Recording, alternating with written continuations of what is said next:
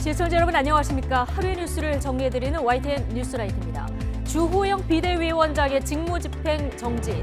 이준석 전 대표가 낸 비대위 효력정지 가처분 신청에 대한 법원의 판단이 나왔습니다.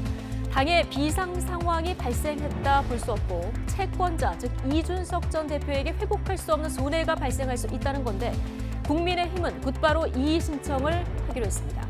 그야말로 끝장투쟁. 경제도 어려운데 국민들은 집권 여당의 이 진흙탕 싸움을 언제까지 지켜봐야 할지 답답한 마음입니다. 나이트 포커스에서 관련 내용 집중 다뤄보고 금요일 뉴스라이트 오늘의 헤드라인부터 보시겠습니다.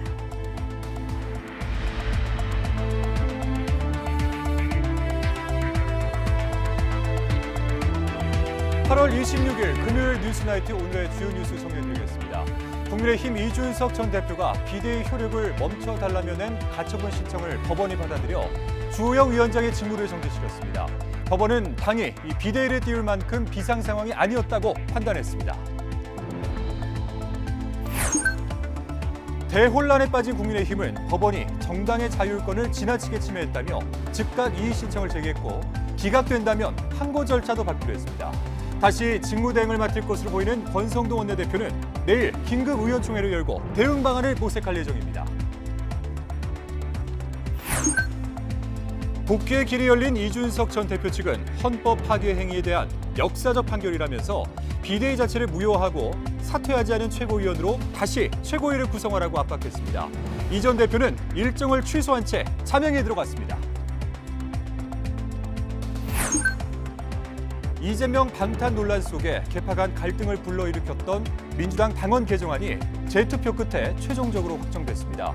비명계는 당원 개정안이 부결된 뒤에 다시 상정한 것은 일사부재리 원칙에 어긋난다고 반발했습니다. 미국 인플레이션 감축법 통과로 한국산 전기차가 보조금 혜택에서 제외된 데 대해 윤석열 대통령과 박진 외교장관 등이 잇따라서 미국 측 요인들을 만나 강한 우려의 뜻을 전했습니다. 여야 의원들도 미국을 찾아 힘을 보탰지만 미국은 미지근한 반응을 보였습니다. 생활고와 지병에 시달리다 세상을 떠난 수원 세모녀의 발인이 오늘 엄수됐습니다. 먼 친척마저 시신 인수를 포기하면서 지자체 관계자들만이 이들의 마지막 길을 배웅했습니다. 법원이 국민의힘 비상대책위원회 효력을 정지해달라는 이준석 전 대표의 가처분 신청을 받아들여서 주호영 비대위원장의 직무를 정지했습니다. 법원은 당이 비대위를 설치할 정도로 비상 상황이 아니었고 비대위를 출범하려고 고의로 위기 상황을 만든 것으로 보인다면서 정당 민주주의에 반한다고 지적했습니다. 오늘 판결 내용 먼저 강민경 기자가 전해드립니다. 지난 17일 국민의힘 이준석 전 대표가 당 비대위 효력을 멈춰달라고 낸 가처분 신문에서 양측은 한치의 양보도 없이 맞섰습니다. 삼권 분립의 설계된 원리대로 그런 상황을 사법부가 적극적인 개입으로 잘못된 부분을 바로잡을 수 있었으면 좋겠다. 징계 상황과 최고위원회 사퇴서는 이것이 종합해서 보면은 비상 상황에 충분히 해당이 된다 이렇게 보고 있습니다. 일주일 넘게 숙고하던 법원은 결국 이 전 대표의 손을 들어줬습니다. 서울 남부지방법원은 이 전 대표의 가처분 신청을 받아들여 본안 판결이 확정될 때까지 주 비대위원장의 직무를 정지한다고 결정했습니다. 전국위 의결과 소집 등 절차상 문제는 없지만 비대위를 둘 정도의 비상 상황이 아니라서 비대위 전환의 명분 자체가 없다고 본 겁니다. 국민의힘 당원당규상 비대위 출범 조건은 당대표가 권리에 준하는 상황이 발생하거나 최고위원회의의 기능이 상실될 경우입니다. 하지만 법원은 징계로 이 전 대표의 직무가 6개월 동안 정지됐더라도 당대표직이 비어있는 권리로 볼 수 없고 원내대표가 직무대행으로 일하고 있어서 권리에 준하는 상황도 아니라고 판단했습니다. 법원은 또 최고위원 일부가 사퇴하더라도 최고위 운영이 가능한 상황이었다며 최고위 기능이 상실됐다는 국민의힘 측의 주장도 받아들이지 않았습니다. 법원은 여기에 더해 비대위 출범 과정도 민주적이지 않다고 지적했습니다. 당원이 선출한 당대표가 반대하는데도 최고위가 비대위 출범을 추진한 건 결과적으로 당원의 의사를 반영하지 않은 행동이라고 본 겁니다. 특히 국민의힘이 주장하는 비상 상황은 외부 요인 때문이 아니라 비대위를 출범시키기 위해서 고의로 만든 것에 가깝다며 정당 민주주의에 반하는 행동이라고 판단했습니다. 법원은 이런 과정을 통해 출범한 비대위가 새로운 당대표를 선출하게 되면 이 전 대표가 직무에 복귀할 수가 없게 돼서 돌이킬 수 없는 피해가 발생할 우려가 있다며 주 비대위원장의 업무를 정지한다고 결정했습니다. 법원의 이번 결정은 비대위에 대해 출범 절차의 문제가 아니라 사실상 명분이 없다고 결론 내린 걸로 해석돼서 국민의힘이 어떻게 대응할지 관심이 쏠립니다. YTN 강민경입니다.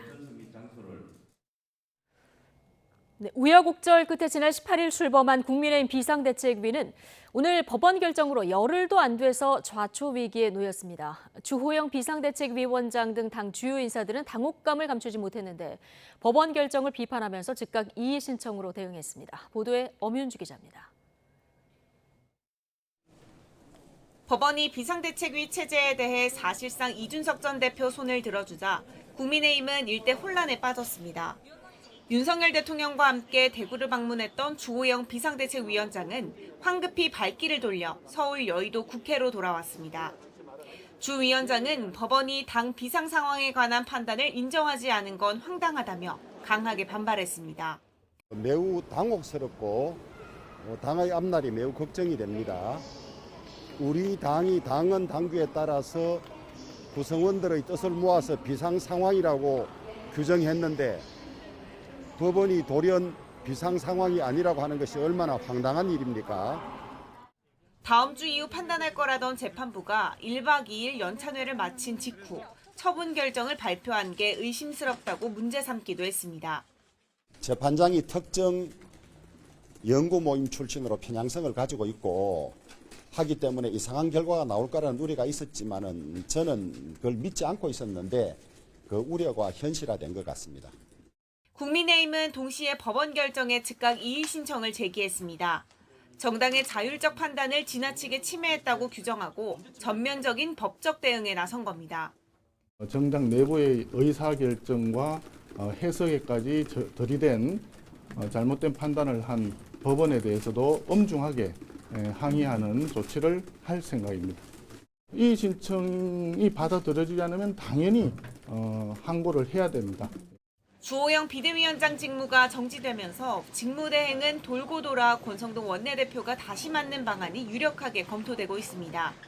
일단 권 원내대표는 소속 의원 전원이 참석하는 긴급 의원총회를 소집해 향후 대응 방안을 모색할 예정입니다. 여기서 이의 신청과 추후 항고 결과가 나올 때까지 기존 비대위를 유지하는 방안 등을 중점적으로 논의하기로 했습니다. 법원 결정 때마다 당이 크게 흔들리는 추가 악재 상황을 최소화하려는 고육책의 일환으로 풀이됩니다. 격한 내용 끝에 가까스로 출범한 비대위마저 급작스레 기능이 중지되면서 집권 여당인 국민의힘은 또다시 대혼돈에 직면하게 됐습니다. YTN 엄윤주입니다. 네, 사실상 승소한 이준석 전 대표의 법률 대리인단은 헌법 파괴 행위에 대한 역사적인 판결이라면서 법원의 결정을 반겼습니다. 국민의힘 지도부에 대한 책임론이 다시 부상한 가운데 이 전 대표는 직접 별다른 입장을 밝히지는 않았습니다. 박기환 기자입니다. 국민의힘 이준석 전 대표 측은 자신들의 요구를 대부분 수용한 법원 판단에 헌법 파괴 행위에 대한 역사적 판결이라고 환영했습니다. 재판부가 비상 상황이 아니므로 비대위 설치 요건을 갖추지 못했다고 결정한 만큼 비대위 자체가 무효라고도 주장했습니다. 주호영 비대위원장의 직무 정지를 넘어 비대위 구성을 무효화하고 다시 최고위를 구성하라는 겁니다. 이준석 전 대표는 직접 입장 표명을 하지는 않았습니다. 자택 앞에서 YTN 취재진을 만난 이 전 대표는 별다른 설명이 없었는데 앞서 언론 인터뷰에서 가처분이 인용되면 잠적하겠다고 밝히기도 했습니다. 인용이든 기각이든 가처분 결과 나오면 한 번 더 모시도록 하겠습니다. 인용되면 전 잠적할 겁니다. 이 전 대표는 당분간 전국을 돌며 다시 당원들과의 간담회를 가질 것으로 알려졌는데 재판부 결정으로 지도부를 겨냥한 비판도 다시 거세지고 있습니다. 하태경 의원은 국민의힘이 반민주정당으로 낙인 찍힌 거라며 당 지도부의 책임을 따져 물었고 김용태 전 최고위원은 권력의 부당한 행보에 맞서 민주주의를 지키고자 했다며 할 수 있는 소명과 책임을 숙고하겠다고 밝혔습니다. 앞서 이 전 대표도 가처분이 인용된다면 현 지도부가 책임져야 할 것이라고 경고했습니다. 인용된다는 것은 당내 민주주의가 지켜지지 않았다는 것이거든요. 그러면 아까 말했듯이 상당한 분들이 책임을 져야 될 겁니다. 국민의힘은 이의 신청과 항고 결과가 나올 때까지는 현 비대위 체제를 유지하는 방안을 놓고 의원들의 의견을 수렴할 계획입니다. 비대위를 무시하고 최고위로 다시 돌아가서 충원을 할 경우 지금 낮에 해놓은 항고나 이의 신청이 받아들여지면 이마저도 또 혼선이 오기 때문에 그거는 항고 결정이 나올 때까지는 바람직한 결정이 아니라는 게 재판부 결정으로 이준석 전 대표는 다시 일어설 수 있는 발판을 마련했다는 평가가 일단 지배적이기는 하지만 윤리위 징계 뒤 당대표로 복귀할 수 있을 것인가에 대한 전망은 여전히 엇갈립니다. 경찰 수사 상황과 법원 결정에 대한 국민의힘의 이의 신청 결과까지는 지켜봐야 한다는 건데 당분간 집권 여당 국민의힘이 극심한 혼란에 빠질 것이라는 것만큼은 분명해 보입니다. YTN 박규환입니다. 네, 국민의힘 주호영 비대위 체제가 일단 좌초하면서 여당은 권성동 직무대행 체제로의 전환을 다시 검토해야 할 상황에 처했습니다. 비대위 다음 수순으로 예정됐던 차기 전당대회 개최 역시 뒷전으로 밀리면서 논의 자체가 불투명해졌습니다. 정유진 기자입니다. 비대위 체제에 제동이 걸린 국민의힘은 내일 오후 긴급 의원총회를 열어 대응책을 모색하기로 했습니다. 즉시 이의 신청을 했고 항고 등의 절차를 밟아갈 것이며 당의 향후 대처 방안은 내일 열리는 의총을 통해서 정리할 예정입니다. 여기서 국민의힘은 권성동 직무대행 체제로 다시 돌아갈지 여부를 검토합니다. 법원이 주호영 비대위원장은 본안 소송이 확정될 때까지 직무를 집행해서는 안 된다고 판결했기 때문입니다. 권성동 원내대표가 직무대행을 맡고 나머지 비대위원은 그대로 자리를 지키는 방안이 유력합니다. 비대위원장의 직무는 정지가 되되 비대위원들의 지위나 비대위가 구성된 거에 대해서는 문제가 없다라는 게 다수의 해석인 것 같아요. 하지만 이준석 전 대표 측은 법원이 비상 상황 자체가 성립하지 않는다고 결정한 만큼 주호영 위원장은 물론 비대위원까지 물러나야 한다고 주장합니다. 당권 주자 사이에 이견을 좁혀오던 전당대회 개최 시기도 안개 속에 휩싸였습니다. 가처분 신청이 인용되며 논의 자체가 무색해졌기 때문입니다. 이 상황에서도 비대위 꾸려서 조기 전당대회까지 가능하다고 보십니까? 이제 그것들은 검토를 거쳐서 당원들의 뜻을 모아서 결정할 것입니다. 다시 극심한 혼란에 빠진 집권 여당을 향해 더불어민주당은 공세 수위를 바짝 끌어올렸습니다. 이 사태의 원인은 윤석열 대통령 하사하는 체리 따봉을 받기 위한 과도한 충성 경쟁이 아니었는지 되돌아보시기 바랍니다. 집권 초 안정적인 국정 뒷받침은커녕 내부 권력 구도를 둘러싼 갈등이 좀처럼 수습되지 않고 길어지며 국민의힘은 걷잡을 수 없는 경랑으로 빠져들고 있습니다. YTN 정유진입니다. 대통령실은 법원의 결정에 언급하는 것은 적절하지 않다면서 공식 입장을 내지 않았습니다. 하지만 현역 대통령이 여당 연찬회에 처음으로 참석해서 내부 단합을 독려한 지 하루 만에 이런 결정이 나왔다는 점에서 내부적으로 당혹감을 감추지 못하는 분위기입니다. 보도에 박소정 기자입니다. 국민의힘 연찬회 만찬 자리에 참석했던 윤석열 대통령. 당정 간에 정말 하나가 돼서 국민들을 위해서 제대로 봉사할 수 있는 자리가 됐으면 합니다.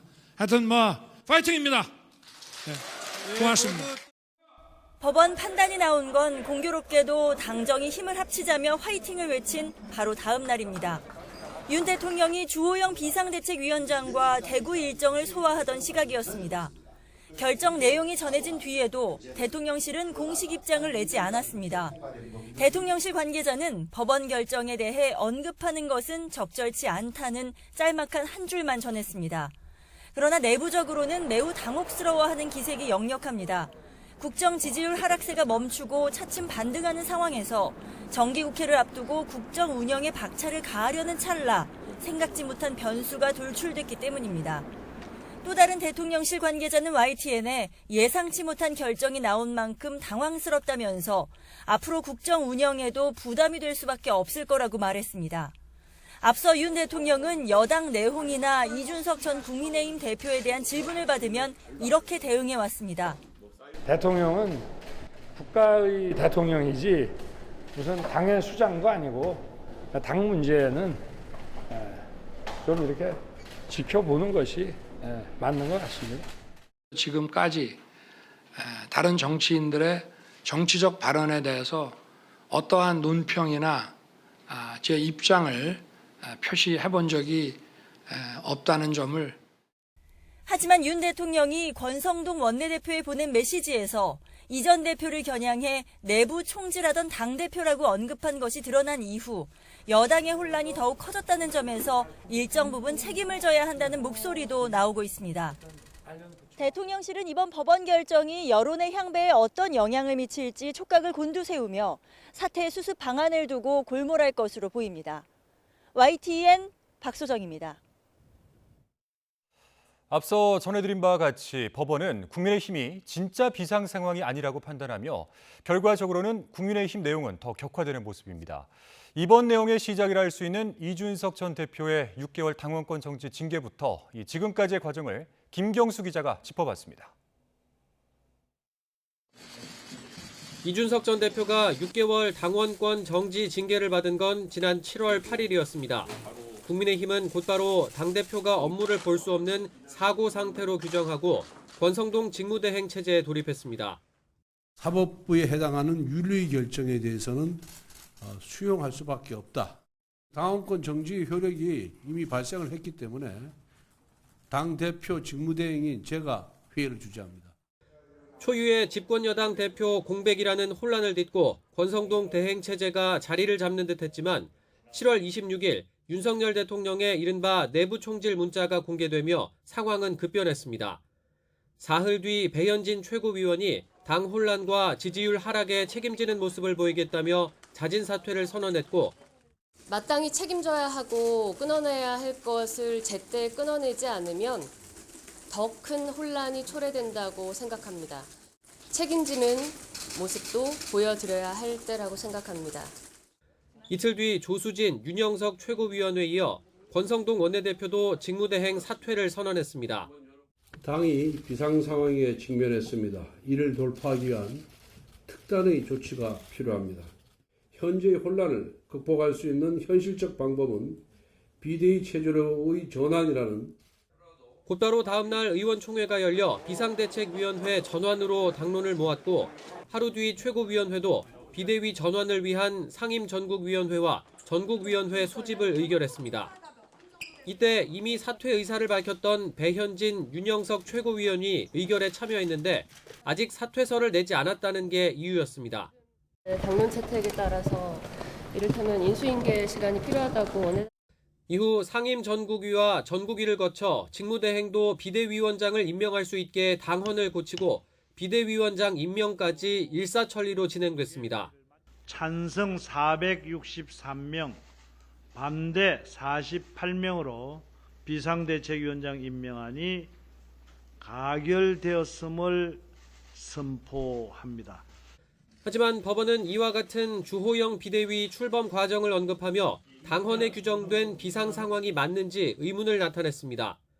당의 의사결정에 문제가 없었고 최고위원도 얼마든지 다시 뽑을 수 있었던 만큼 당의 기능이 상실됐다고 볼 수 없다는 겁니다. 재판부는 오히려 지도체제 전환을 위해 일부 최고위원들이 비상 상황을 만들었다고 보는 게 타당하다면서 이는 당원 권리를 침해해 정당 민주주의에도 반한다고 결정문에 명시하기까지 했습니다. 하지만 국민의힘은 당이 비상 상황이 맞는데 법원이 정당의 자율적 의사결정에 지나치게 개입한다며 반발하고 있습니다. 비상 상황이 아니라고 했으니까 좀 난감합니다. 본인은 중병이 들어서 아파 죽겠다고 하는데 관계없는 제3자가 당신 괜찮아 안 아파 이런 꼴 아닙니까 이게? 즉각 이의 신청에 나선 주호영 비대위원장은 항고 절차도 밟기로 했는데 당내 혼란을 두고 끝내 정치적 해법을 찾지 못했던 국민의힘은 다시 한번 법원의 손에 당의 운명을 맡기게 될 가능성이 높아졌습니다. YTN 김경수입니다. 네, 법원이 가처분 신청을 받아들이면서 이준석 전 대표가 복귀할 수 있는 길이 열리긴 했지만 성접대 의혹 등 여전히 암초가 많습니다. 경찰은 성접대했다고 주장해온 업체 대표 조사를 마치고 이 전 대표에 대한 조사 방식과 시기를 검토하고 있지만 혐의를 입증할 수 있는 뚜렷한 증거를 찾지 못해서 고심하고 있는 것으로 알려졌습니다. 윤성훈 기자입니다. 국민의힘 이준석 전 대표의 성접대 의혹을 수사하는 경찰은 접대 당사자라고 주장하는 김성진 아이카이스트 대표 조사에 주력해왔습니다. 다른 사기 혐의로 수감된 김 대표를 만나려고 최근 2달 동안 6차례나 구치소를 방문했습니다. 김 대표는 지난 2013년 7월과 8월 이 전 대표에게 2차례 성접대를 제공하고 수백만 원어치 화장품 세트 등도 줬다고 주장하고 있습니다. 배움을 나누는 사람들이라고 하는 단체와 관련해서 화장품 세트를 보냄으로써 약 900만 원의 현물 접대가 있었다는. 하지만 7달째 수사를 이어가고 있는 경찰은 아직 이 전 대표 소환 조사도 하지 못한 채 고심하는 분위기입니다.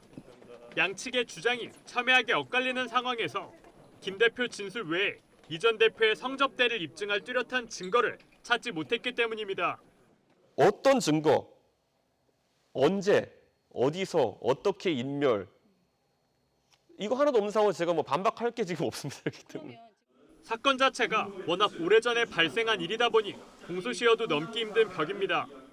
성접대가 의심되는 시점은 9년 전인 2013년 7월과 8월로 성매매 처벌법 공소시효 5년을 훌쩍 넘겼고 알선수재 공소시효 7년도 이미 지났습니다. 이 때문에 경찰은 김 대표가 지난 2015년 9월 추석까지 여러 차례 선물을 줬다고 주장한 점에 주목하고 있습니다. 수법이 비슷한 범죄를 하나의 범죄로 간주하는 포괄일죄를 적용하면 아직 공소시효가 남아있기 때문입니다. 다만 최근 이 전 대표 조사와 관련해 외압 논란이 잇따르고 있는 건 부담입니다. 지난 6월 김광호 서울경찰청장이 수사 속도가 느리다며 책임자를 질책했다는 의혹이 불거진 데 이어 최근에는 이른바 윤핵관 의원과 경찰 고위직이 만나 수사에 개입하려 했다는 의혹도 제기됐습니다. 경찰은 사건을 마무리하기 위해선 이 전 대표에 대한 조사가 불가피한 만큼 방식과 시기를 신중하게 검토하고 있는 가운데 수사 결과에 따라 또 한 번 후폭풍이 만만치 않을 거로 보입니다. YTN 윤성훈입니다. 더불어민주당이 기소된 당직자의 직무정지 여부를 윤리심판원 대신 당무위원회가 결정하도록 하는 당원 개정안을 확정했습니다. 송기현 중앙위원회 부의장은 중앙위원 566명 중 418명이 투표에 참여했고 311명이 찬성해 찬성률 54.95%로 수정안이 가결됐다고 밝혔습니다. 개정안에는 정치 보복 등 부당한 사유로 재판에 넘겨진 당직자의 구제 여부를 당무위원회가 판단하도록 하는 당원 80조 사망이 포함됐고 권리당원 전원투표 조항은 빠졌습니다. 다만 박용진 의원 등 비명계는 전체 당원 개정안이 부결된 후 일부를 다시 상정하는 건 일사부재리 원칙에 어긋난 비대위의 월권이라며 계속 반발하고 있습니다. 탈북어민 강제북송 사건을 수사하고 있는 검찰이 대통령 기록관 압수수색을 재개했습니다. 사건 당시 청와대에서 생성된 문건 19개 목록을 확보한 검찰은 추가로 영장을 발부받아 그 내용을 확인하고 있습니다. 이와 함께 서해 피격 공무원 사건으로 고발된 박지원 전 국정원장의 소환 조사는 임박한 것으로 보입니다. 손효정 기자입니다. 탈북어민 강제북송 사건을 수사하는 서울중앙지검 수사팀이 대통령 기록관에 대한 압수수색을 재개했습니다. 지난 19일 처음 대통령 기록관 압수수색에 나선 검찰은 기록관 측과 관련 절차를 협의한 뒤 관련 문건 목록부터 우선 확보했습니다. 어민들이 우리 군에 납포돼 북송되기까지 8일 동안 생성된 대통령 기록물 19건입니다. 이 가운데 일부 문건에 대해서 추가 영장을 발부받아 열람과 확보 절차를 진행했습니다. 해당 문건에는 사건 당시 각 부처가 청와대에 보고한 일일 안보 상황 등과 같은 내용이 포함된 것으로 알려졌습니다. 일단 검찰은 이 자료들을 토대로 당시 정부가 북송을 결정한 과정을 재구성하는 데 주력할 전망입니다. 강제 북송 자체는 이미 법률적 근거가 없다는 판단을 내린 상태라 의사결정 구조를 재구성해 판단 과정에서 위법 행위가 있었는지를 가리는 데 수사력을 모을 것으로 보입니다. 검찰 관계자는 대통령 기록물 확보 절차는 며칠 더 이어질 것으로 보인다며 사건과 관련해 의미 있는 자료가 있는 것으로 기대한다고 설명했습니다. 이와 함께 서해 피격 사건으로 고발된 박지원 전 국정원장의 소환도 임박한 것으로 관측됩니다. 앞서 박 전 원장은 피격 공무원 고 이대준 씨가 월북이 아닌 표류했다는 정황이 담긴 첩보 보고서 등을 무단 삭제한 혐의로 국정원으로부터 고발당했습니다. 검찰은 박 전 원장의 자택과 해경 본청 등 10여 곳을 압수수색한 뒤 강성기 당시 해경 정복과장을 비롯한 사건 관계인을 소환해 조사를 이어오고 있습니다. 박 전 원장 측은 지난주쯤 검찰로부터 국정원 고발장을 받은 데 이어 압수당한 휴대전화도 포렌식 작업이 끝나 돌려받은 것으로 파악됐습니다. 박 전 원장은 국정원 고발 이후 첩보를 삭제하더라도 국정원 메인 서버에는 남는다며 그런 바보짓을 왜 하겠느냐며 의혹을 모두 부인해왔습니다. YTN 손유정입니다.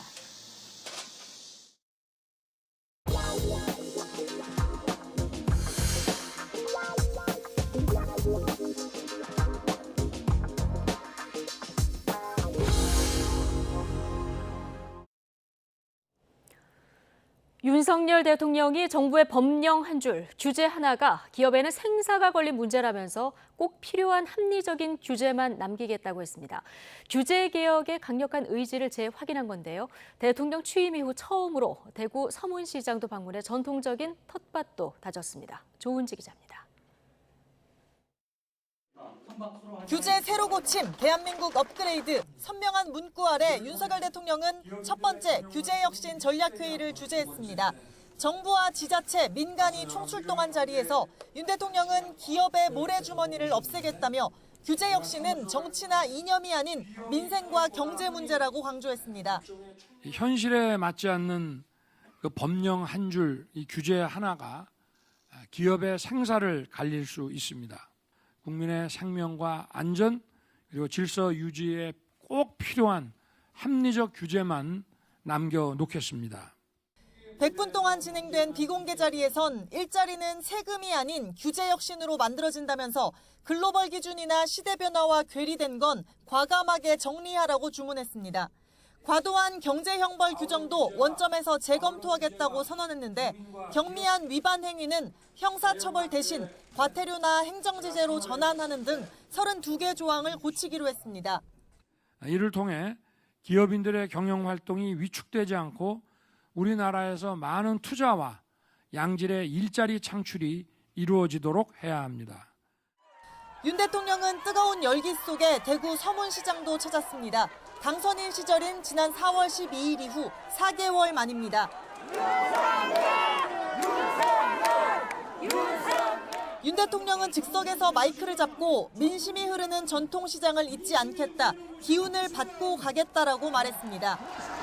제가 어려울 때도 우리 서문시장과 대구 시민 여러분들 생각하면 힘이 납니다, 여러분. 오늘 제가 기운 받고 가겠습니다. 점포 구석구석 상인들과 호흡하면서 추석 물가도 잡겠다고 약속했습니다. 그래, 이거 하나 사지 뭐. 어? 네. 이거 하고 여사님 쓰실 거고 화이트를 좋아하신다고 하셔가지고. 아, 그래요? 예. 윤 대통령의 서문시장 방문 일정은 건희사랑 팬클럽을 통해 노출된 시간보다 30-40분 늦게 시작됐는데 다행히 경호상 불상사는 없었습니다. YTN 조은지입니다. 한일 최대 현안인 강제동원 해법 등을 논의하는 국장급 협의가 도쿄에서 열렸습니다. 양측은 관계 개선 필요성에는 공감했지만 문제 해결을 위해서 일본 정부가 어떻게 호응할지는 미지수입니다. 도쿄에서 이경아 특파원입니다. 일본 외무성에서 열린 한일 국장급 협의. 윤석열 대통령이 광복절 경축사에서 강한 관계 개선 의지를 거듭 밝힌 뒤 양국 고위 당국자가 다시 만난 겁니다. 한일 관계가 보편적 가치를 기반으로 양국의 미래와 시대적 사명을 향해 나아갈 때 과거사 문제도 제대로 해결될 수 있습니다. 2시간 가까이 이어진 대화의 핵심 의제는 임박한 강제동원 현금화 문제였습니다. 외교부는 우리 정부의 해결 노력을 전하면서 일본도 성의 있게 호응할 것을 촉구했습니다. 일본 측은 설명을 경청했지만 한국이 책임을 갖고 대응해야 한다는 기존 입장을 다시 확인했습니다. 외교부 당국자는 이번 만남에서 피해자들이 요구하는 사죄 문제 등을 포함해 민관협의회 논의 내용을 일본 측에 상세히 설명했다고 밝혔습니다. 또 현금화가 결정되더라도 경매 등 절차가 남은 만큼 가능한 해결책을 모색할 것이라고 덧붙였습니다. 정부 간 대화가 이어지는 가운데 민간 전문가들도 나섰습니다. 한일 양국 정치와 경제, 학술 등 전문가들이 모인 한일 포럼은 조속히 정상회담을 열 것을 제언했습니다. 또 이미 실효성이 사라진 수출 규제도 재검토할 것을 촉구했습니다. 大方の雰囲気として日本側もこれは望ましい政策ではなかったと思う方がおそらくマジョリティです。 우크라이나 사태 등 급변하는 국제 정세 속에 양국 안보 협력이 한층 중요해졌다고 참가자들은 진단했습니다. 포럼 측은 전략대화 채널 재개와 한일 정보보호협정 지소미아 정상화 등 제언 내용을 종합해 양국 정부에 전달하기로 했습니다. 도쿄에서 YTN 이경아입니다. 생활고와 지병에 시달리다 세상을 떠난 수원 세모녀의 발인이 오늘 엄수됐습니다. 우리 사회에 무거운 숙제를 남긴 세모녀의 마지막 길에는 유족들은 없었고 지자체 관계자들만이 함께했습니다. 김혜린 기자입니다. 수원시 관계자들이 세모녀의 위패를 들고 빈소를 나섭니다. 먼 친척마저 시신인수를 포기해 유족이 함께하지 않은 채 세상을 떠나게 됐습니다.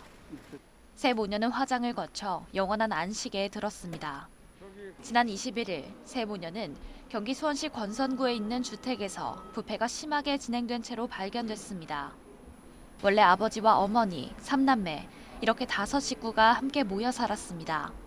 10여 년 전 사업 실패로 생활이 어려운 가운데 큰아들과 아버지마저 차례로 세상을 떠났습니다. 암과 희귀 난치병을 앓던 세모녀는 결국 그냥 가려 했는데 한자 적는다. 지병과 빚으로 생활이 힘들었다는 말을 남긴 채 극단 선택에 이르렀습니다.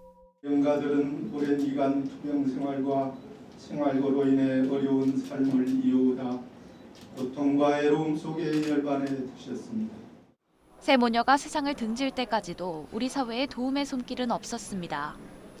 빚 독촉에 시달리다 주소지인 화성에서 수원으로 거주지를 옮겼지만 전입신고를 하지 않아 긴급 생계비나 의료비 등 복지 서비스를 받지 못한 겁니다.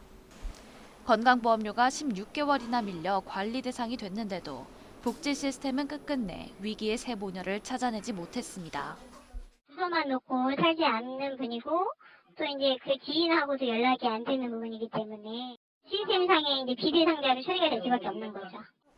8년 전 송파 세모녀 사건에 이어 2년 전 방배동 모자 사망 사건까지 복지 사각지대에 놓인 가족들의 현실이 계속해서 세상에 알려졌지만 이번에도 우리 사회는 세모녀의 죽음을 막지 못했습니다.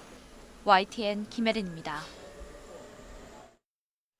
네, 지금 보이는 이곳은 경기 성남시에 있는 한 초등학교입니다. 그런데 이 빨간 부분, 이곳이 학교의 옹벽인데 이곳에 균열이 생기는 등 붕괴 우려가 제기돼서 비상이 걸렸습니다. 그동안은 임시로 옹벽 균열을 시멘트 등으로 막아왔었는데 학부모들은 근본적인 대책 없이는 아이들이 보낼 수 없다며 불안감을 호소하고 있습니다. 임성재 기자가 현장에 다녀왔습니다. 제 옆에 있는 게 문제가 된 석축입니다. 성인 키를 훌쩍 넘고 돌과 시멘트로 이뤄진 옹벽입니다. 이 위로는 학교 운동장과 건물 등이 위치해 있습니다. 주민들은 2018년 대규모 아파트 공사 이후 이런 현상이 발생했다고 주장합니다. 제 옆으로 보면 균열에는 시멘트가 가득 채워진 상태입니다. 옹벽 하부에서부터 상부로 이어지는 시멘트 자국, 즉 균열도 눈에 띄는 상황입니다. 이 상황이 이렇다 보니 학부모들은 불안감에 떨 수밖에 없습니다. 학부모들은 비가 온다는 예보만 있으면 좌불안석으로 잠을 못 자고 지금 불안에 떨고 있습니다. 전교가 지금 5일째 등교 거부인데 석축 바로 위에 있는 학교 별관 건물 상태도 비슷합니다. 건물 벽면 등 곳곳에는 균열이가 있는 상황이고 심지어는 건물과 도로 사이에 틈이 생겨서 이 손가락이 들어갈 정도입니다. 비가 와서 어딘가 물이 고여서 그 물 고임이 어디론가 빠지지 못해서 터져버릴까 봐. 그래서 위험 요소들이 무너져 내릴까 봐. 사실은 이거에 대한 빨리 최대한 방지책이라도 내달라. 전문가는 두 가지 원인을 꼽았습니다. 석축과 학교 건물 자체가 1970년에 지어져 과거 공법이 쓰였을 뿐 아니라 50년이 넘을 정도로 노후화됐다는 점입니다. 또 지난 2018년부터 학교 주변으로 2000여 세대 규모 아파트 공사가 진행되면서 크고 작은 영향을 끼친 것 같다고 지적했습니다. 석축 균열 거하고 건물의 균형을 한 거하고 연결성이 있기 때문에 석축하고 건물의 지반을 아우르는 정밀한 지질 조사와 사면 안전성 검토가 필요합니다. 학교 측은 매년 시행하는 진단 결과 안전성에 문제가 없다는 입장이었지만 지난 19일 개학 이후 매일 100명 넘는 재학생이 등교를 거부하고 있습니다. 논란이 커지자 경기도 교육청은 긴급 정밀안전진단을 하기로 하고 업체 선정 절차를 밟고 있지만 학부모들의 걱정과 불안은 가시지 않고 있습니다. YTN 임성재입니다. 고등학교 급식으로 나온 된장국에서 메뚜기가 발견돼 학교 측이 경위 파악에 나섰습니다. 오늘 서울 등촌동에 있는 고등학교에서 학생들에게 점심으로 제공된 근대 된장국에 메뚜기 한 마리가 통째로 들어있는 게 발견됐습니다. 학교 측은 피해 학생에게 사과한 뒤 메뚜기가 어떻게 된장국에 들어갔는지 조사하고 있습니다. 네, 다음 소식입니다. 가게 운영하시는 분들 이번 뉴스 잘 보셔야겠습니다. 자, 이 새벽 시간 부산 중심가를 돌면서 상습적으로 상가를 턴 좀도둑이 붙잡혔습니다. 이 도둑은 점주가 출입문 근처에 숨겨둔 열쇠를 찾아서 가게 문을 따고 침입한 것으로 알려졌습니다. 김종호 기자입니다.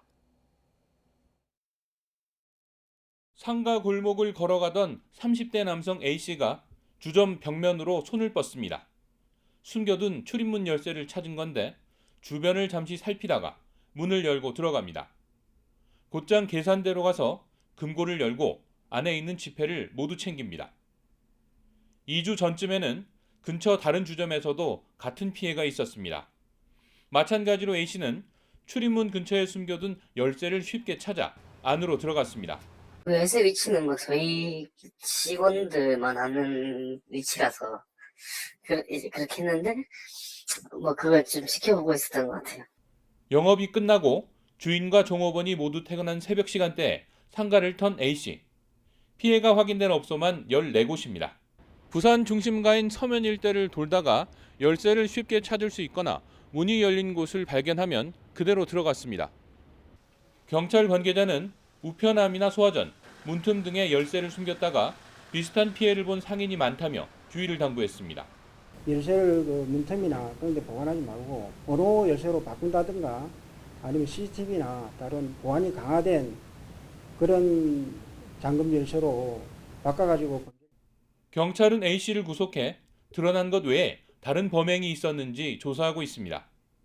YTN 김종호입니다. 충청권의 식수원이죠. 이 대청호 일부 구간에 녹조가 퍼져서 조류경보 관심 단계가 발령됐습니다. 예년보다 2주가량 늦은 건데 관계 당국은 식수원에 문제가 없도록 정수 처리 등을 강화하고 나섰습니다. 이성우 기자입니다. 마치 물감을 풀어놓은 듯 대청호 빛깔이 온통 녹색으로 변했습니다. 수면 위에는 녹조 알갱이가 뭉쳐있고 호숫가에는 녹조띠가 밀려왔습니다. 투명한 컵으로 물을 담아보니 녹조 알갱이가 고스란히 보입니다. 조류경보 관심 단계가 발령된 대청호 회남 수역입니다. 보시다시피 수면이 짙은 녹조로 뒤덮여 있습니다. 녹조 확산을 막기 위해 회남 수역에 녹조 제거선이 투입돼 정화 작업을 벌이고 있습니다. 또 인근 수초 재배섬에서 수중식물을 재배해 녹조의 원인인 영양염류도 제거하고 있습니다. 회남대교 상부에 설치된 수류 차단막입니다. 길이가 410m에 달하는데 녹조가 확산하는 것을 막고 있습니다. 충청권 식수원인 대청호 회남수역에 조류경보 관심 단계가 발령된 때는 지난 25일, 2주 연속 남조류 세포수가 1ml당 1000개가 넘어가면서 조류경보가 발령됐습니다. 대청호 추소리 지역도 조류경보는 발령되지 않았지만 호수 빛깔이 녹색인 상황. 사정이 이렇자 충청북도는 금강유역 환경청과 한국수자원공사 등과 함께 식수원 보호에 나섰습니다. 녹조가 더 퍼지는 것을 막기 위해 조류 차단막과 나노 버블 장치 그리고 녹조 제거선 등을 가동하고 있습니다. 또 안전한 수돗물 공급을 위해 취수구 주변에 조류 차단막을 설치하고 조류가 서식하지 못하는 수면 아래 12m 지점인 심층수에 취수구를 설치했습니다. 조류가 대부분 이제 서식하는 게 수심 한 3m 이내에서 서식을 합니다. 그래서 심층수를 12m 정도에서 심층수를 취수해서 공급을 해줘가지고 먹는 물에는 이상이 없게끔. 관계 당국은 녹조 제거는 물론 상류 지역 축사 분뇨와 오폐수 배출 시설 점검도 강화하기로 했습니다. YTN 이성우입니다.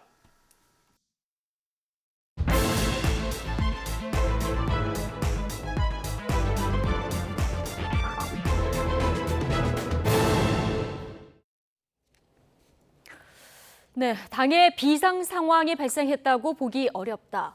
자, 우리는 원팀 연찬회까지 열었는데 오늘 주호영 국민의힘 비상대책위원장 직무가 법원에 의해서 정지됐습니다. 이준석 전 대표가 신청한 비대위 효력 정지 가처분 신청이 일부 인용되면서 여당은 그야말로 대혼돈에 빠졌습니다. 나이트 포커스 오늘은 정호김, 김영주 전직 의원 두 분과 함께하겠습니다. 어서 오십시오. 네, 안녕하세요. 예, 안녕하십니까. 자, 본안 소송 판결 나올 때까지 비대위 전환 결정 무효. 16일 만에 이제 법원 판단이 나온 건데요. 사실 오늘 결정문 나왔을 때 주문 1항에 채권자의 채무자에 대한 신청을 각하한다 이렇게 돼 있었기 때문에 보도 첫 무렵에는 좀 혼선도 있었거든요. 그런데 보면은 2항의 주호영 비대위원장은 본안 판결 확정 시까지 직무를 집행해서는 안 된다. 이게 오늘 결정문의 핵심인 거죠? 정호김 의원님 얘기 먼저 들을까요? 예. 그렇습니다. 그 국민의힘에 판사 출신 정치인들 굉장히 많아요. 그렇죠. 그런데 아주 자신 있게 기각될 거라고 하고 또 그동안에 이 정당과 관련한 소송이라든지 또는 가처분 관련해 가지고 대체로 당무의 자율성을 인정하는 분위기였다 그래 가지고 사실 이렇게 거의 지금 이준석 채권자가 주장했던 내용을 거의 받아들이는 이런 결정이 나올 거라고 예상했던 사람들은 거의 없었던 것 같습니다. 그러다 보니까 국민의힘 입장에서도 지금 뭐 당혹을 넘어서 거의 뭐 패닉 상태가 아닐까 이런 생각이 들고요. 심지어는 지금 주호영 비대위원장 직무가 정지가 됐잖아요. 그러니까 비대위 자체에 근거가 없는데 또 이걸 이렇게 해석하는 사람들도 있더라고요. 비대위원장으로서 주호영 비대위원장만 직무가 정지됐으니까 나머지 비대위원들은 대로 활동할 수도 있다라고 당 지도부의 몇몇 사람이 또 그런 얘기를 하는 걸 보면서 상당히 그 듣는 사람까지도 지금 혼란스러운 상황이고요. 그러다 보니 지금 국민의힘 지지자들의 심정은 어떨까 이런 생각도 들고요. 그다음에 이 지금 그 재판부에서 강조한 것이 바로 당내 민주주의예요. 정당 민주주의. 그러니까 절차상 하자에 대해서 국민의힘이 굉장히 신경을 썼거든요. 그래서 주호영 전 비대위원장이 절차상의 하자가 있으면 그 절차를 다시 하자가 없이 만들어서 추진하면 된다 이랬단 말이죠. 그랬는데 오히려 재판부에서는 절차상의 하자가 문제가 아니라 이 비대위 자체의 그 뭐라 그럴까 애초에 단초부터 잘못됐다라는 얘기를 하는 거예요. 그러면서 헌법과 정당법에 명시된 당내 민주주의, 정당 민주주의를 얘기하거든요. 이 정당 민주주의는 국민의힘, 민주당 공이 정말 여러 가지를 반추하게 하는 대목입니다. 네, 오늘 저희가 짚어볼 중요한 부분들 오늘 정호김 의원이 앞머리에서 다 이렇게 짚어주셨는데 이걸 하나씩 조금 더 풀어보겠습니다. 자, 법원은 비대위를 설치할 정도로 당이 비상 상황은 아니다. 자, 이렇게 판단을 했는데요. 결정문 마지막 부분 그 소결을 보면은 자, 전국위 의결 중에서 비상대책위원장 결의 부분이 무효에 해당한다. 그리고 또 하나 얘기한 게 전당대회 개최해서 새 당대표가 선출되면 자, 채권자 그러니까 이준석 전 대표가 그 직무정지가 끝난 이후에 돌아올 수 없기 때문에 이게 회복할 수 없는 손해가 발생한다. 이 점을 꼭 집었거든요. 이거 지금 말씀하신 대로 이준석 전 대표의 논리였어요. 그죠? 네. 결과적으로는 손해가 있냐 없냐가 굉장히 중요한 관건이 되고 결과적으로는 당헌의 96조에 대해서 더 조목조목 정리를 했는데 오히려 이제 중앙상임위원회의 의결을 하기 위해서 윤영석, 배영진 두 사퇴를 선언한 최고위원이 그 자리에 돌아와서 의결한 것 자체가 독이 된 겁니다. 왜냐하면 의결이 된다라고 하는 것은 비상상태가 아니다. 그렇게 역으로 찌른 거죠.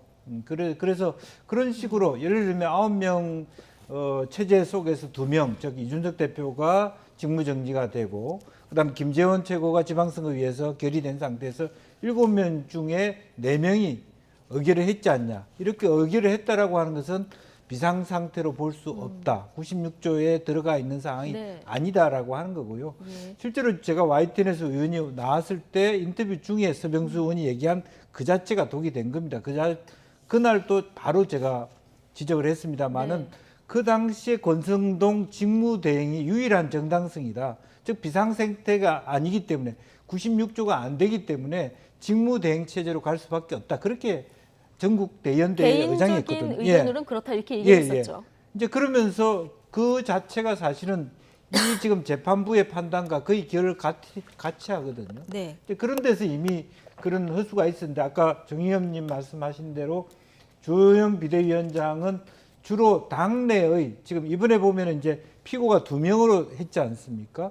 하나는 국민의힘, 하나는 주호영 이렇게 되는데 국민의힘 부분에 대해서는 아무 문제 없다고 본 거죠. 근데 역설적이게도 주호영 비대위원장은 국민의힘의 정당성 확보에만 주력한 거다. 네. 허를 찔렸다 그렇게 봐야 될 것 같고요. 허를 찔렸다. 네. 예. 이제 그런 부분이 오히려 더 차라리 그때 다 사퇴를 해서 의결이 안 됐다면 그런 비상 상태가 되는 거죠.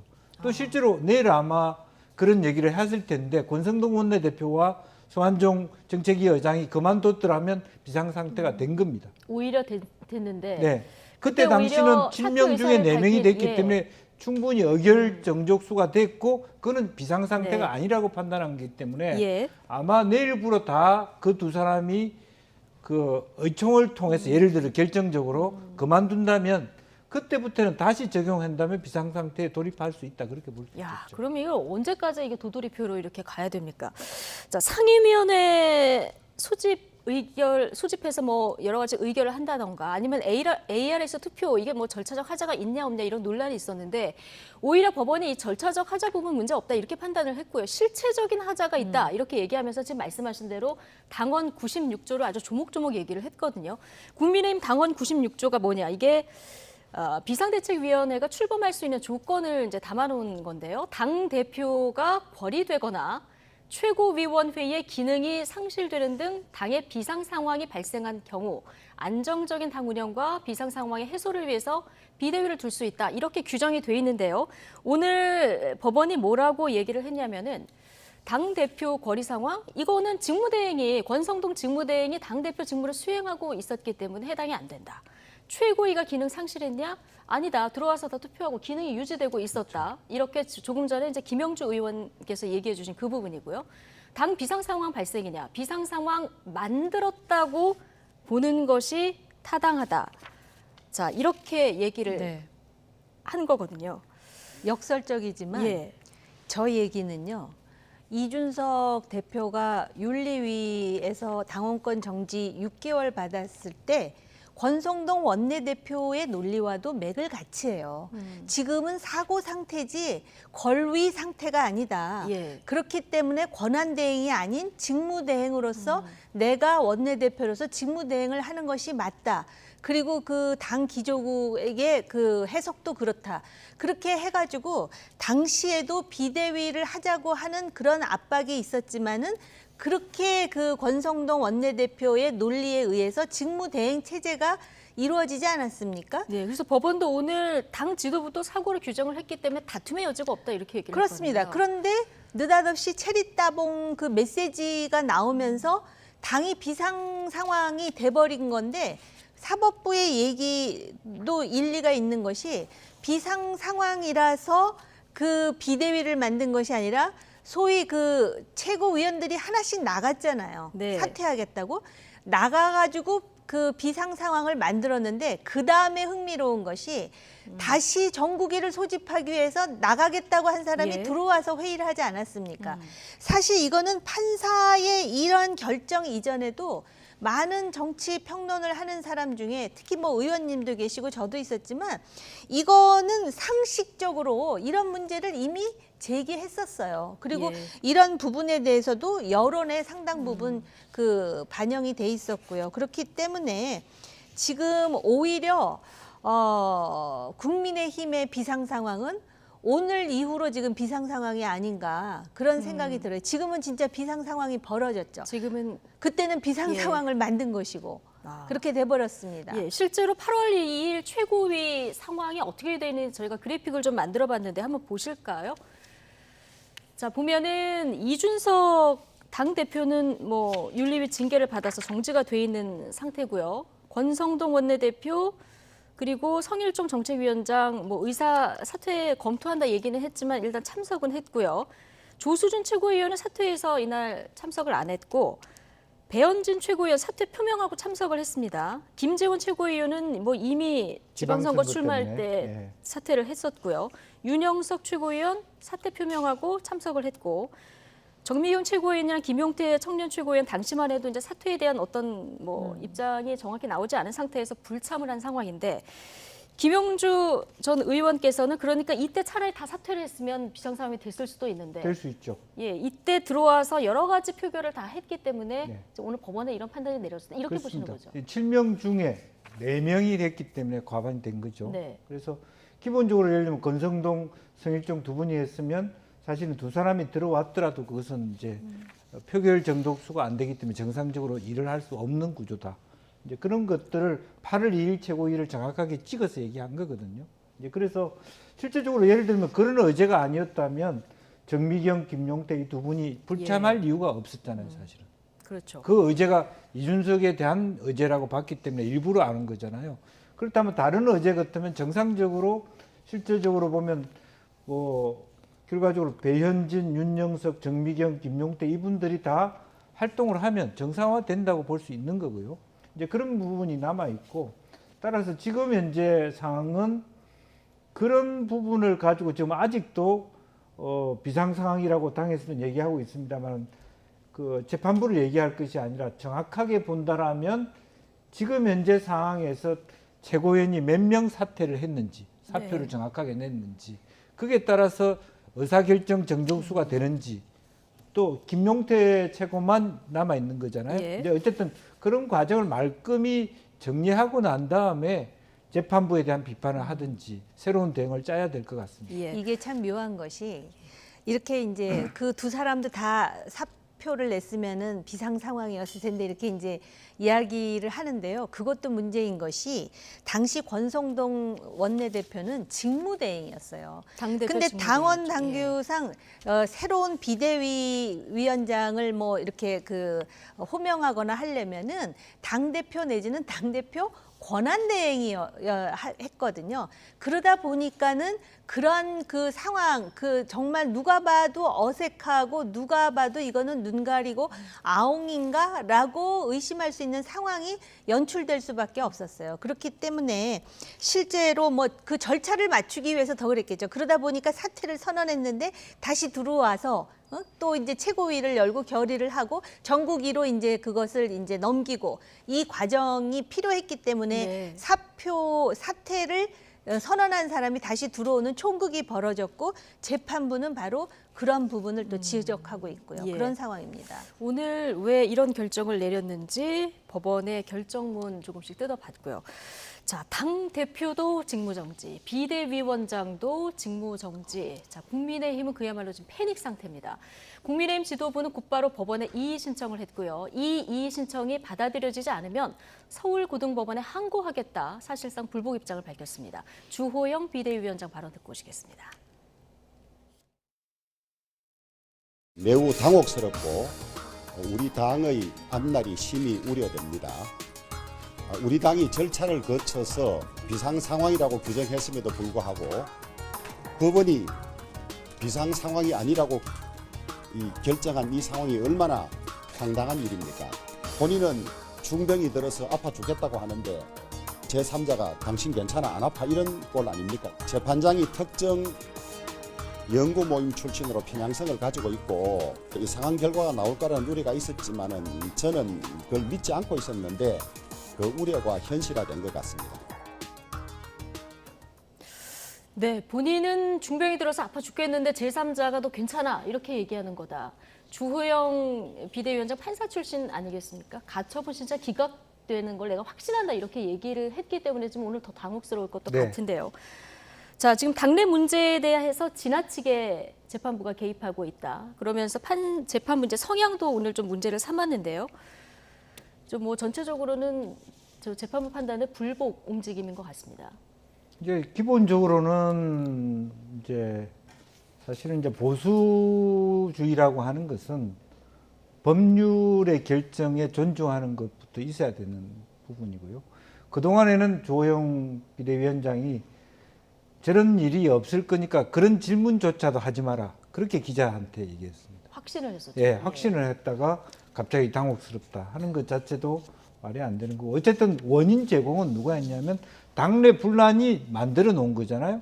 예. 당에서 아무도 가처분 신청을 안 했으면 굳이 재판부가 저런 결정을 해야 될 일도 없는 것이고 그것부터가 당의 문제를 법원까지 가져간 것 자체가 잘못된 것이고 어찌됐든 간에 원인이 어찌됐든 간에 뭐 이준석 대표도 뭐 대통령이 품어야 된다 그 말조차도 불편하게 생각했습니다만은 이 사단을 낸 것 자체는 예. 오히려 윤핵관들이라고 저는 그렇게 볼 수밖에 없는 거. 그것까지 가도록 왜 방치했는가 예. 이제 그런 것이고요.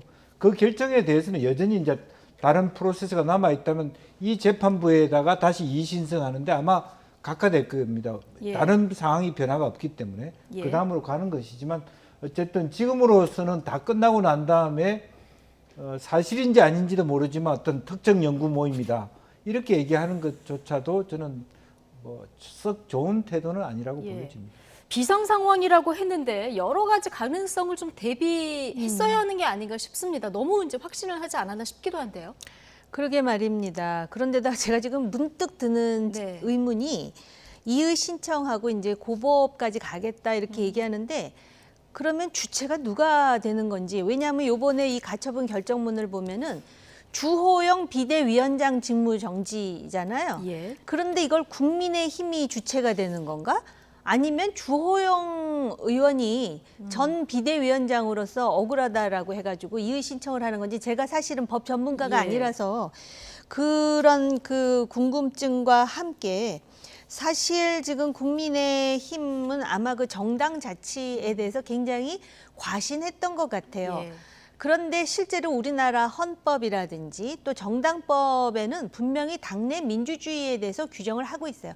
정당은 자치이지만 정당 운영은 민주적으로 해야 된다라는 그런 그 규정이 있거든요. 예. 그런데 사실 우리나라의 정당들이 민주당까지 포함해가지고 역사적으로 과연 얼마나 민주적으로 운영했는지에 대해서 요번에 한번 되돌아봐야 되는 계기가 되지 않았나. 그리고 많은 사람들이 이런 얘기를 하죠. 이준석 이제는 대표라고 해야 됩니까? 어찌됐든 가처분 결정이 예, 가처분 나왔으니까. 결정이기 때문에 아직은 뭐 전 대표 본안 소송 판결이 아직 안 나왔기 때문에 근데 이건 좀 약간 애매하네요. 법률가다마다, 네, 그럼 전 대표로 하겠습니다. 예. 그런데 이준석 전 대표가 억울하다, 토사구팽 당했지만 참아라 이렇게 당내에서 얘기했던 사람들도 굉장히 많아요. 그래놓고 나중에는 이준석이 이렇게 분탕질을 하고 내부 총질을 아주 본격적으로 함으로써 당이 힘들어진다라는 경고를 하는 목소리가 있었거든요. 그런데 지금 재판부에서는 실질적으로 그 이준석 전 대표의 주장을 받아들이면서 당내 민주주의에 대해서 얘기를 하고 네. 당의 권위주의, 당의 과두제에 대한 경고도 그 용어 속에 들어있단 말이죠.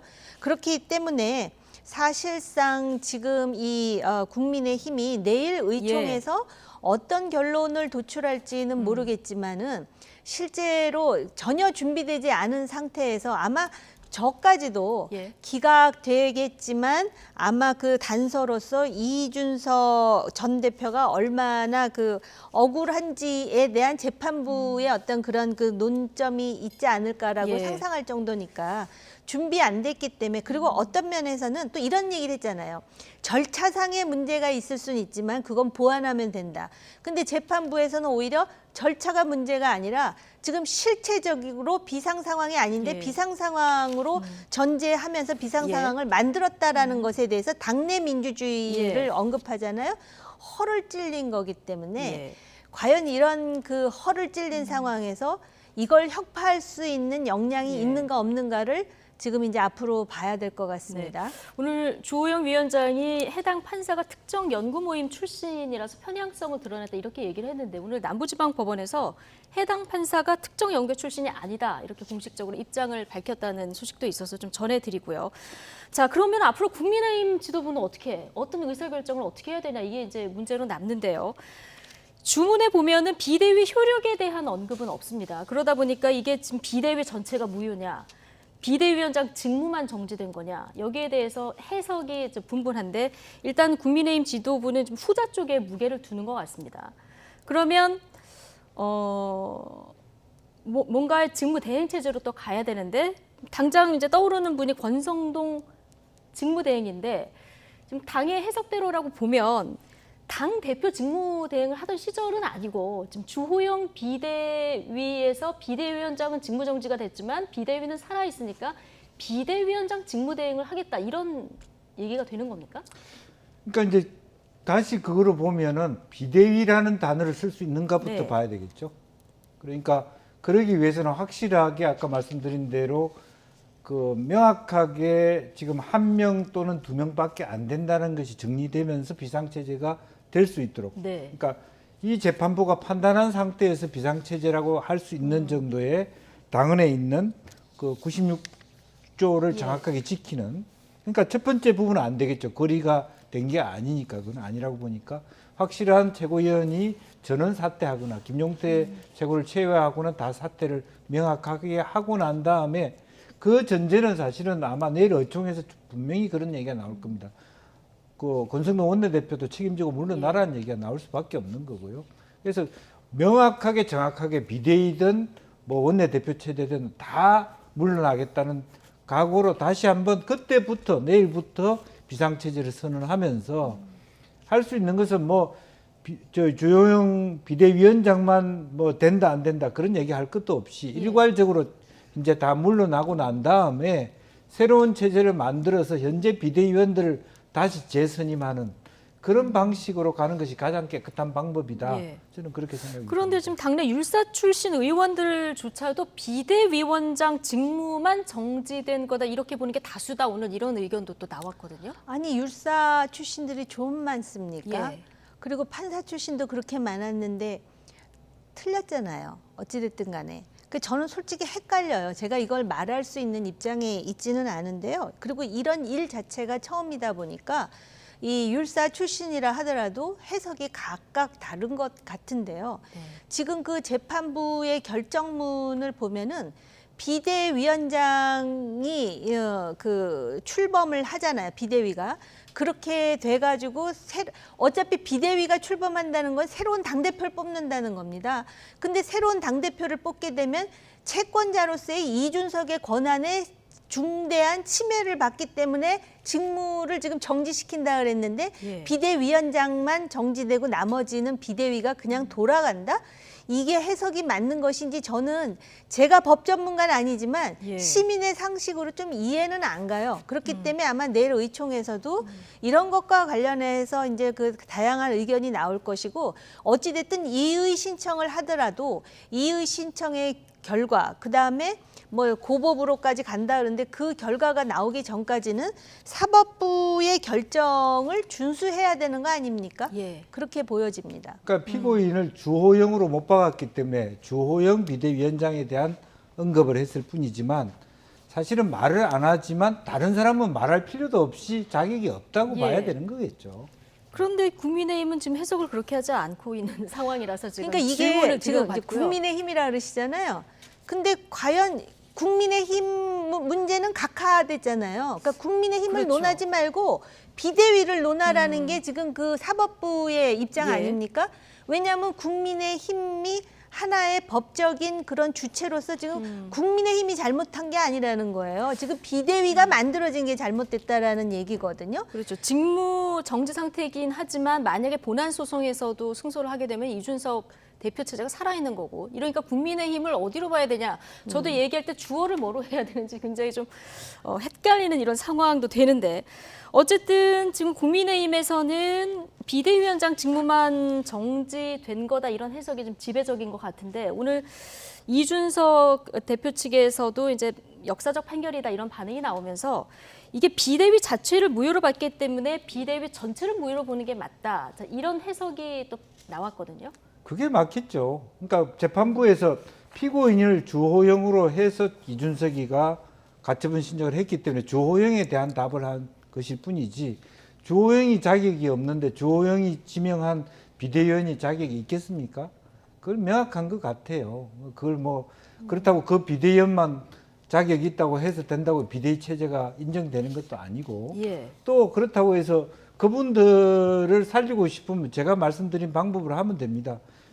정확하게 비상체제를, 즉 이 재판부가 다시 보더라도 여기서 명확한 예. 비대위를 만들 수 있는 상황이라고 완전하게 다 최고위원들의 총사퇴를 결의하고, 심지어는 뭐 바람직하기는 권성동, 성완종도 다 말끔히 지도부가 나면 누가 봐도 명실공히 비상대책위원회를 꾸릴 수밖에 없고, 예. 그리고 난 다음에 주호영이 아닌 현재 비대위원들을 다시 재선임하거나 보완하거나 이런 방식이 필요할 것 같다는 생각이고요. 그게 아니라면 의총에서 어쨌든 그럼에도 불구하고 권성동 그러자면 원내대표는 계속 하라고 한다라 그러면 다른 사람 다 사퇴하고 권성동 혼자서 그게 뭐 직무대항이 될지, 뭐 어떤 이제는 비대위의 대항이라는 말도 할 수가 없는 상태라고 보여지는데, 상태라고 보여지나 예. 이제 비대위의 직무대행으로 가겠다. 네. 오늘까지 나온 얘기인 그러니까 건데. 예를 들면 비상대책위에 예. 아까 말한 대로 제가 모든 사람이 사퇴하고 권성동만 남는다면,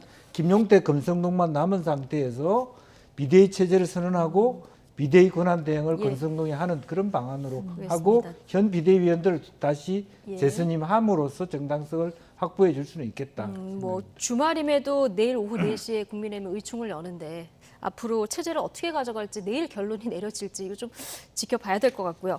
어쨌든 이준석 전 대표는 본안 소송을 보긴 해야겠습니다만은 일단은 명예를 회복했는데, 그런데 앞으로 보수 정당 내에서 정치적 입지가 어떻게 되느냐, 이 해석은 좀 분분하게 갈리는 것 같습니다. 지금 그 보수 지지자들이 세 부류로 나눠지는 것 같아요. 예. 첫 번째 부류는 이거는 뭐 그 아주 뭐 맹목적이고 무조건적으로 그 지금 그 뭐라 그럴까 기득권을 가진 뭐 윤핵관이 됐든 아니면은 지금 국민의힘의 그 메인스트림이라고 하는 그들을 지지하는 것이죠. 그게 한 20%에서 28%까지 되는 것 같고요. 두 번째로는 이 사태가 벌어진 배후에 윤핵관의 책임이 크다라고 생각을 하지만, 결국은 뭐 억울하든 어쨌든 간에 이준석 전 대표가 저런 식으로 문제 제기하고 여러 가지 주장을 하는 것이 당의 안정에 절대로 도움이 안 된다라는 우려를 하는 그런 또 그 입장을 가진 집단들이 있는 것 같아요. 그다음에 세 번째는 비판적 지지 그룹으로서 결국은 그 윤석열 정부가 성공을 해야 되는데, 실제로 이러한 당내 어떤 그런 그 갈등 요소를 가지고, 그리고 일방적으로 지금 그 뭐라 그럴까 어떤 소위 당내 민주주의라는 말을 제가 또 하게 되는데, 그런 부분과 관련해서 여론이라든지 또는 중도의 그런 어떤 견인할 수 없는 그런 식의 그런 행태를 자꾸 하게 되면은 결국은 지지자들만 가지고는 그 지금 미래지향적으로 국정 운영을 하기 어려운데, 계속 이런 식으로 나가는 거는 매우 문제가 있으니 윤핵관에게 책임이 있다라고 생각하는 부류가 있는 것 같아요. 근데 이제 이준석 그 전 대표의 경우는 어떻게 보면은 본인도 이렇게 완승할 거라고 기대 안 했을 것 같아요. 그러다 보니까는 자기가 뭐 기각이 되면은 본안 소송에 전념하겠다라는 얘기를 하고, 인용이 되면은 뭐 잠적하겠다 그랬는데, 잠적하겠다라는 것이 당원권 정지 받았을 때와 유사하게 당원들을 만나면서 젊은 당원들을 좀 더 당의 그 일원이 되도록 한다 그러는데, 사실 지금 이준석 입장에서는 상당히 지금 그 전투에서 일단 이긴 거잖아요. 물론 여러 가지 고비가 있지만, 그런데 오늘 그 인터뷰를 안 하고 거의 지금 나서지 않는 것을 봐서는 상당히 지금 신중 모드로 가는 게 아닌가. 이준석이 지금 나와가지고 내 말이 맞지 않느냐 그러면서 또 한 번 경박하게 그런 주장을 늘어놓기보다는 지금 기존의 그 이준석이 가지는 그런 이미지 중에 그 소위 다변과 달변과 상대방에 대해서 거의 날것의 언어로서 비판하는 그러한 태도는 좀 더 지양하고 자제할 때 이준석의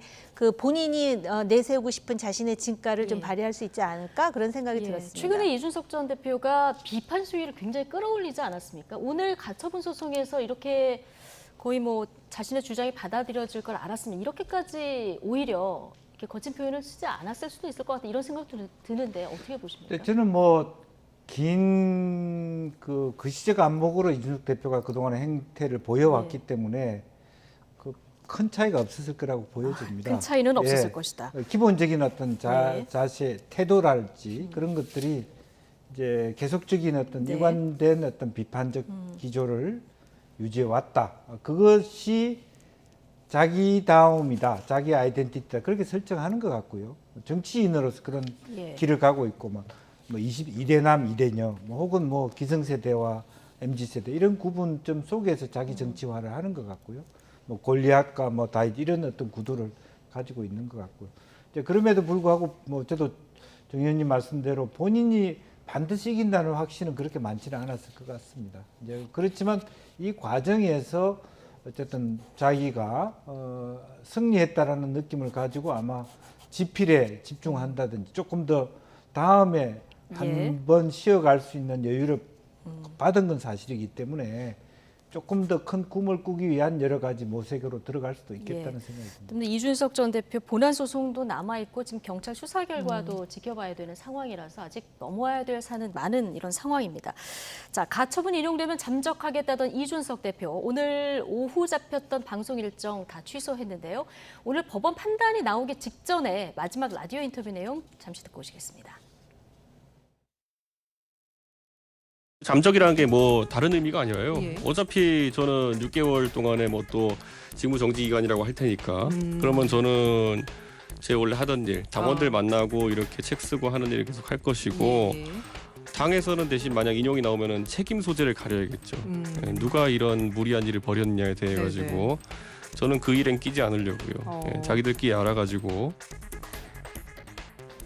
이게 이제 가처분 결과 오늘 나올 걸 예상을 못했고 그 직전에 한 인터뷰 내용을 잠시 듣고 오셨는데 지금처럼 당원들 만나고 또 당 혁신을 위한 책을 쓰겠다. 그러나 자 당을 지금 이 상태로 만든 그 책임 소재는 가려야 된다 이야기를 했고요. 오늘 그 이준석 대표 좀 친하죠. 하태경 의원도 정치적 해결을 그동안 거부했던 이 지도부 책임져야 된다 이 얘기를 했는데 내일 앞서 말씀하신 대로 이제 의원총회 열리지 않습니까? 지도부 책임론이 좀 많이 거론이 될까요?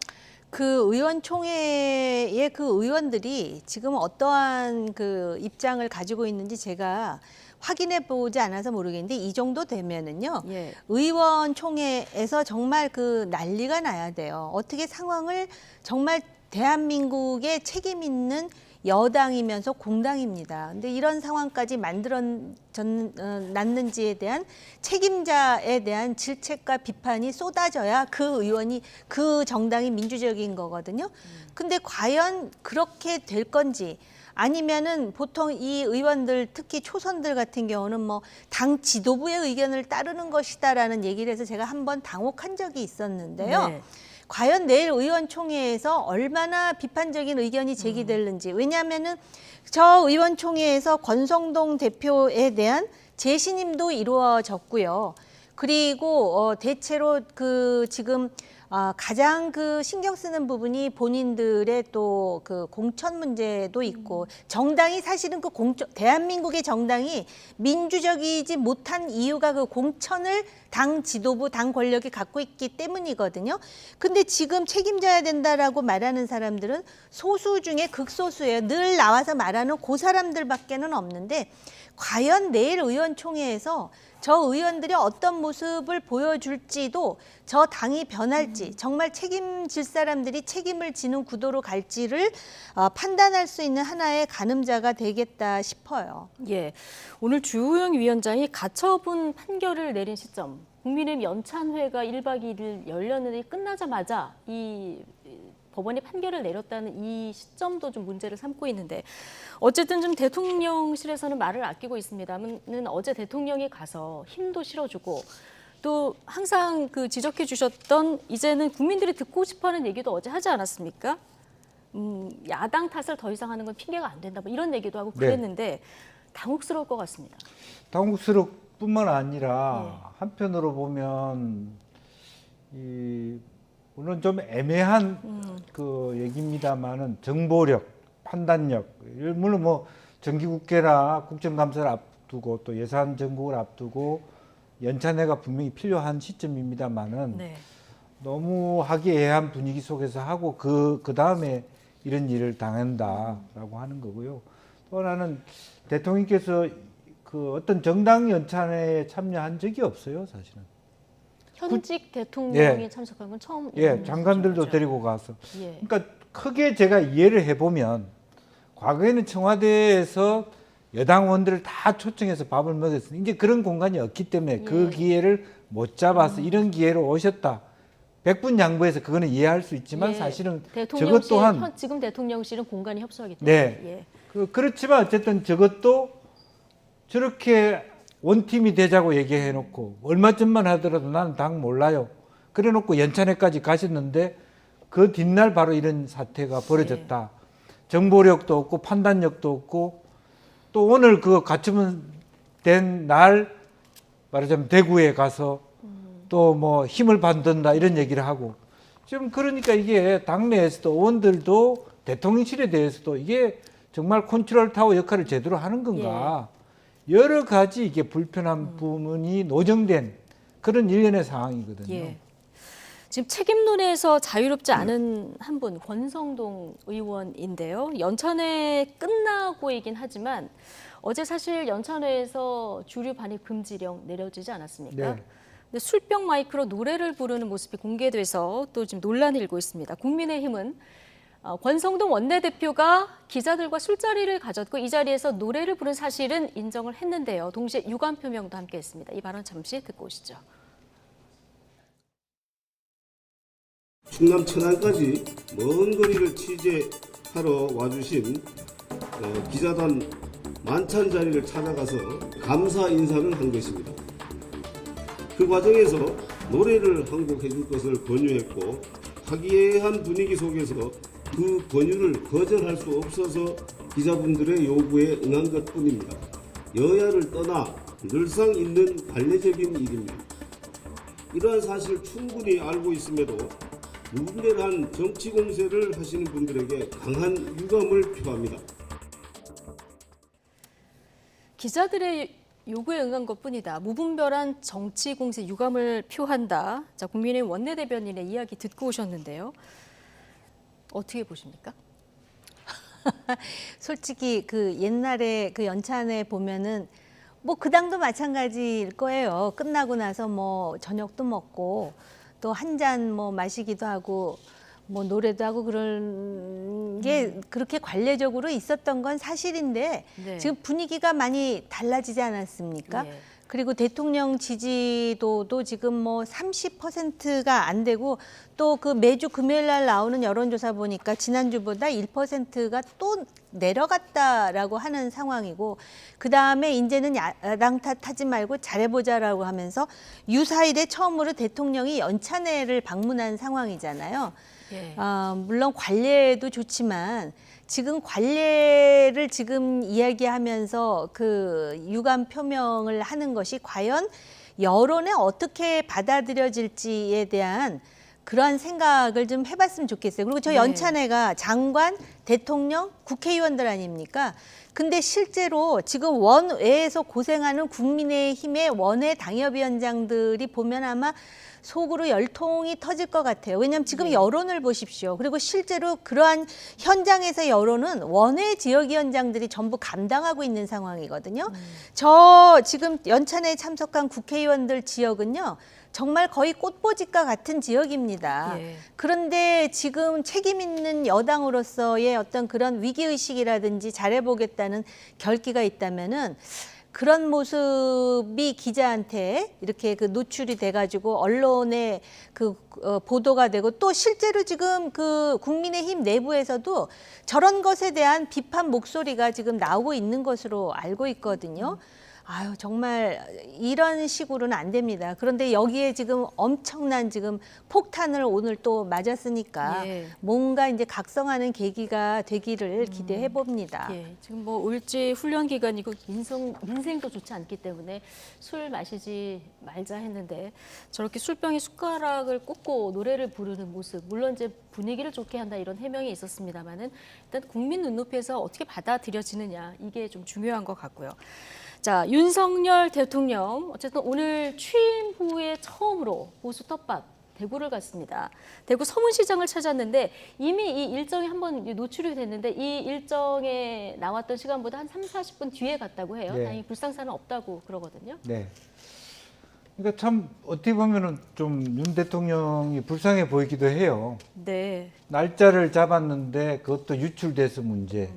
하필 그 대구를 간 날 가처분 인용돼 가지고 또 네. 당에서는 지금 대통령이 그런 식으로 힘 받는다고 얘기할 때냐 이런 또 많은 비판을 받고 있고요. 그거는 본인이 원해서 한 것도 아니지만 좀 그런 아쉬움이 있습니다. 있지만 어쨌든 또 본인 입장에서 제가 비판해 본다면 나는 뭐 어쨌든 인기라든지 뭐 무슨 뭐 여론조사에 일희일비하지 않는다 하지만 결과적으로는 전통적 지지층으로부터 다시 힘을 받고자 하는 그런 노력 때문에 대구를 갔고요. 같은 날 당에서 그 재판부가 호남이니 아니니 특정 연구단체니 이렇게 얘기함으로써 그동안에 뭐 예를 들면 뭐 호남에 공들여왔던 부분들 역시 어려울 때는 다시 대구 찾고 호남 공격하고 이런 비판을 받을 수밖에 없는 지경에 처하게 되는 그런 것이 굉장히 매우 아쉽습니다.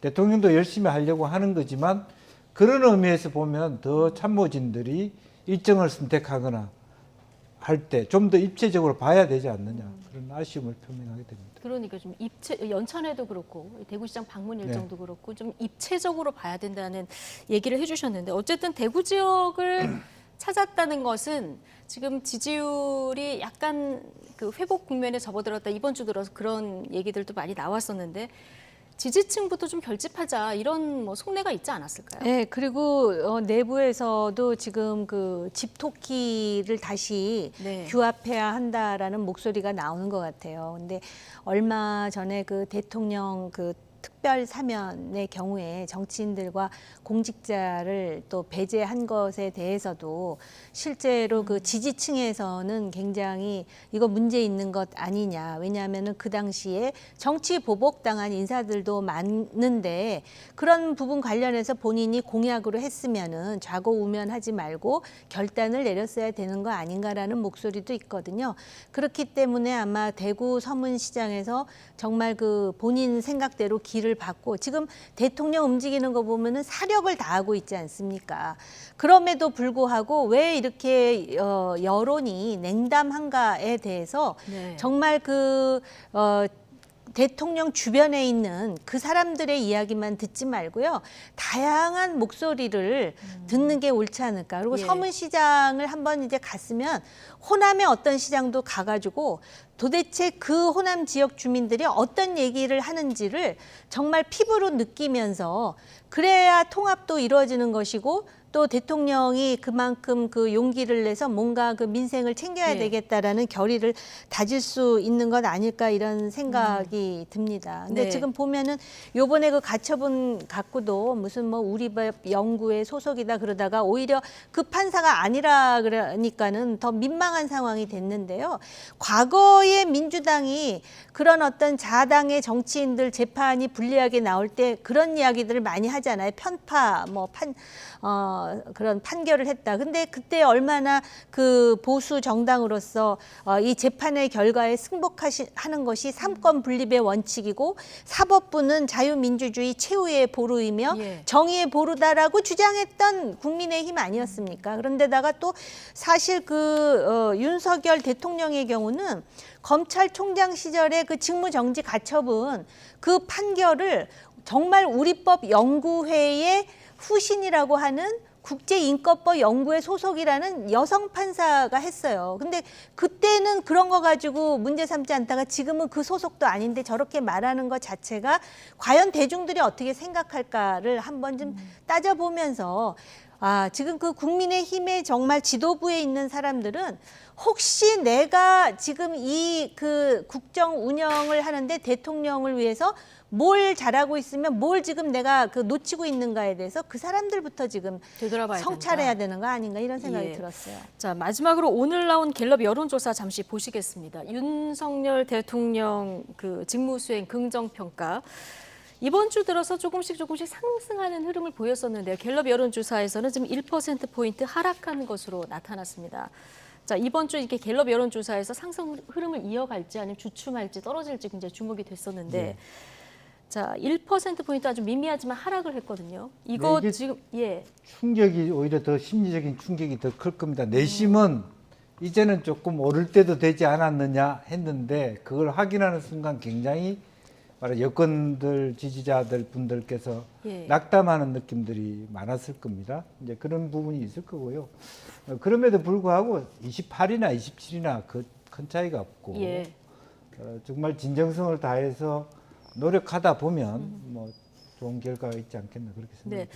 대통령 지지율과 집권 여당의 지지율 뭐 전혀 띄워놓고 생각할 수는 없는데 지금 국민의힘 내홍 오늘 뭐 국민의힘 대응을 보면 앞으로 상당 기간 이어질 텐데 이 부분이 앞으로 대통령 지지율의 상당 기간 좀 부담이 될 것 같습니다. 그렇습니다. 그 가처분은 그나마 빨리 나온 거지만 이게 뭐 이제 이의 신청까지도 빨리 나올 수 있지만 본안은 굉장히 길 거고요. 그런데 이걸 지금 하겠다라고 하는 것이 지금 뭐 민생 챙겨야 되고 또 2년 후면은 내년부터 이제 선거 준비도 해야 되는데 그런 거에 대해서 이 사람들이 생각이 있는 건지에 대해서 반문하고 싶고요. 그나마도 이런 상황임에도 불구하고 이 여론을 보면은 국민들이 야당인 민주당이 별로 관심이 없어요. 그런데다가 지지율도 그렇게 뭐 시원하게 민주당이 올라가지도 않고 있잖아요. 그건 뭐냐면은 어쨌든 임기 초반에 윤석열 정부가 잘해주기를 기대하는 마음이 있다는 거예요. 근데 그거를 제대로 받아들이지 못하고 지금 윤핵관이라고 하는 사람들이 어떤 책임을 져야 될지 지금 책임 없다고 할 수 있는 상황은 아닌 거잖아요. 그렇기 때문에 정말 대통령이 성공하기를 바란다면 대통령하고 가장 가깝다는 분들 있잖아요. 그 배우자인 김건희 여사도 그렇고요. 본인도 열심히 하려고 그러지만 계속 터지잖아요. 조금 아까 대구 뭐 서문시장 얘기도 나왔지만 왜 그런 정보가 팬클럽에 왜 그게 공지가 되고 그럽니까? 이게 별것도 아니에요. 일어날 필요가 없는 일이 일어나가지고 대통령이 아무리 땀을 흘리면서 뛰어다니면 뭐 하겠어요. 정말 이 정부가 잘 되는 게 나라가 잘 되는 거예요. 이게 무슨 파당적인 이해에서 얘기를 하는 게 아닙니다. 알겠습니다. 어쨌든 국정 운영을 뒷받침해야 될 것이 집권 여당인데요. 내일 의총을 연다고 하니까 여기서 좀 생산적인 얘기들이 좀 오갔으면 아마 국민들은 이런 마음으로 지켜보지 않을까 싶습니다. 나이트 포커스 오늘은 정호김, 김영주 전직 의원 두 분과 함께했습니다. 오늘 긴 시간 고맙습니다.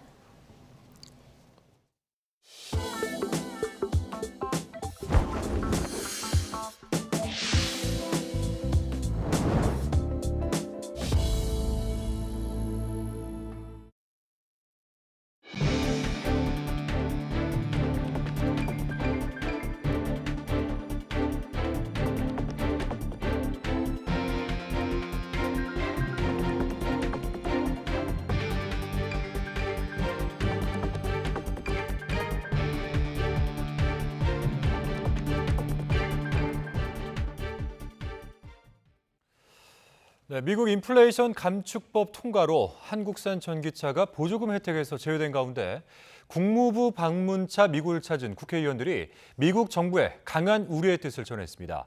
미 행정부 주요 인사들은 한국 내 우려와 분노를 잘 알고 있다면서도 당장의 해법을 찾기는 어렵다는 입장을 보였습니다. 워싱턴에서 권종희 특파원입니다. 미국 국무부가 마련한 한일 의원단 초청 프로그램 참석차 지난 주말부터 미국을 찾은 여야 의원들. 웬디 셔먼 국무부 부장관을 비롯해 백악관과 국방부 등 미 행정부 주요 인사들을 두루 만났습니다. 이 자리에서 의원들은 최근 발효된 인플레이션 감축법으로 한국산 전기차가 보조금 대상에서 제외된 점을 따져 물었습니다. 미 행정부 인사들은 한국 분위기를 잘 알고 있다고 답했습니다. 지금 상황을 잘 알고 있고 예의주시하고 있다. 한국의 분노, 앵거라는 표를 썼는데 분노에 대해서도 잘 알고 있다. 또 이 법이 상호주의를 원칙으로 하는 WTO, FTA 규범에도 위배된다며 우리 기업이 미국에 전기차 공장을 세울 때까지 법 적용을 유예해달라는 의견도 전달했습니다. 하지만 미 행정부 인사들은 의회가 통과시킨 법을 행정부에서 간섭할 수 없다며 당장 해법을 찾긴 어렵다는 입장을 보였습니다. 상당히 고심하는 분위기가 일어섰었는데 행정부는 의회의 결정을 따를 수밖에 없다는 그런 기본적인 입장. 현대차 공장이 있는 조지아주의 버디 카터 하원 의원과 화상 통화에서는 한국 기업 차별을 막기 위해 힘을 다하겠다는 답을 들었습니다. 이런 가운데 전기차 보조금 차별 문제 대응을 위해 다음 주 산업부 신통상질서 전략실장이 워싱턴을 방문하고 다음 달엔 통상교섭본부장이 회의 참석차 미국을 방문해 우리 정부와 기업의 우려를 전달할 예정입니다. 급히 미국을 찾은 정의선 현대차 회장도 뉴욕 등지에 이어 이번 주말엔 워싱턴을 찾을 것으로 알려졌습니다. 이름은 인플레이션 감축법이지만 사실상 메이드 인 USA법의 통과로 우리 기업 발등에 불이 떨어진 가운데 기업과 이 정관계 모두 분주하게 해법을 찾고 있습니다. 워싱턴에서 YTN 권윤기입니다. 윤석열 대통령은 오늘 용산 집무실에서 엘리 콜콤 미 인디애나 주지사와 만나 미국에서 제정된 인플레이션 감축법 IRA에 대해 우리 기업의 우려가 크다고 말했습니다. 그러면서 우리 기업도 차별 없이 미국 기업과 동등한 혜택을 누릴 수 있도록 주정부 차원에서 적극적으로 노력해달라고 당부했습니다.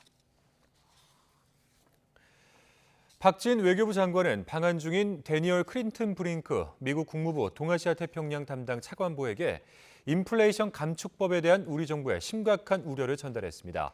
박 장관은 클린턴 브링크 차관보를 비공식 접견하고 우리 기업에 대한 이런 차별적 조치의 면제나 유보 등 가능한 해결 방안이 조속히 마련되도록 노력해 줄 것을 당부했습니다.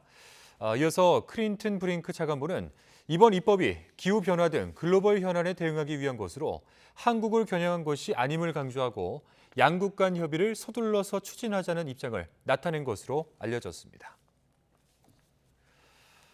한중 수교 30년, 중국에서 한류 상품의 위상은 예전만 못해진 게 현실입니다. 이제 중국을 하나의 시장으로 볼 것이 아니라 지역이나 소비 특성별로 쪼개서 접근하는 맞춤 전략이 필요한 때라고 합니다. 베이징에서 강정규 특파원입니다. 중국의 수도 베이징에서 한중 수교 30주년 기념 판촉 행사가 열렸습니다. 한쪽에선 중국판 유튜버 왕홍이 실시간 방송을 통해 한국 화장품을 판매합니다. 这个如果你们想了解的话，也可以扫这个在哪里买？在这里，宝贝，先截个图吧，快来截个图。 K-뷰티와 K-푸드에 이어 K-팻까지 한류란 이름 아래 150개 업체가 모였지만 속내는 복잡합니다. 중국에서 더 잘 팔리는 우리 기업의 간편식품. 겉으로 보기엔 한국 제품이라는 게 잘 드러나지 않습니다. 중국 진출 10년 만에 흑자로 전환한 이 업체가 현지화에 주력한 흔적인데 2017년 사드 역풍을 피해갈 수 있던 이유였기도 합니다. 그렇다고 예전만 못한 한류에 대한 반응을 사드 사태로만 설명할 수는 없습니다. 무섭게 치고 올라오는 현지 업체들에 이어 세계 유명 상표들까지 판촉 경쟁을 벌이는 곳이 바로 14억 소비시장 중국입니다. 중국 소비자들도 그만큼 눈이 높아졌습니다. 国产品牌的崛起，可能会占据一些市场，其他国家的这些品牌一起进入的话，可能价格优势没有那么明显了。 한국 상품을 포장만 바꿔서 수출하는 방식으로 돈 버는 시대는 끝났다는 게 현장의 목소리입니다. 중국은 지역별로 워낙 시장이 크고 또 세분화된 그런 어떤 시장의 특성을 가지고 있고 또 상관습이라든지 소비자들의 어떤 소비 특성이라든지 또 민족도 또 다양하기 때문에 흔히 세계 3대 소비 시장으로 꼽히는 중국. 미국이나 유럽처럼 치밀한 시장 조사와 현지화 전략이 부족한 건 아닌지 반문해 볼 시점입니다. 베이징에서 YTN 강정규입니다. 국회 법제사법위원회에서 6년째 공석인 특별감찰관 운영을 두고 지난 24일에 설전이 벌어졌습니다. 여야는 윤 대통령의 가족과 수석 비서관 이상의 참모들을 감찰 대상으로 하는 특별감찰관 임명을 두고 이견을 보였습니다. 논란이 되는 특별감찰관실을 취재진이 직접 찾아가 봤습니다. 특별감찰관에 7억 7천만 원 정도가 매해 쓰여지고 있는데 7억 그 부분은 2021년 것이니까 위원님께서 담당하신 거잖아요.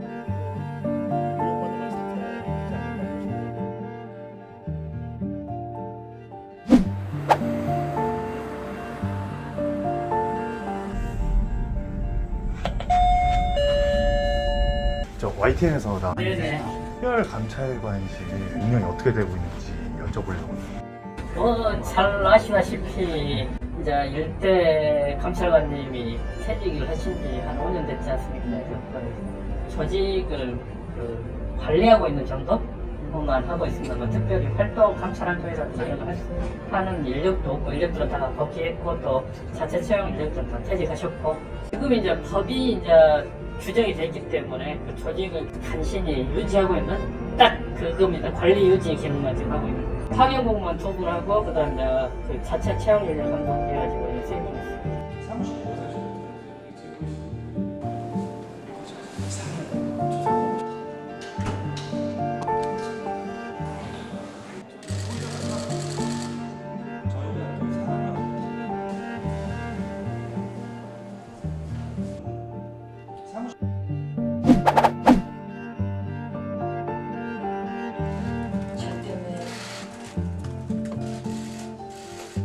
이렇게 말씀드렸습니다. 동의합니까? 국회에서 추천해 주셔야 되는 걸로 알고 있습니다. 아, 그러니까 국회 추천하면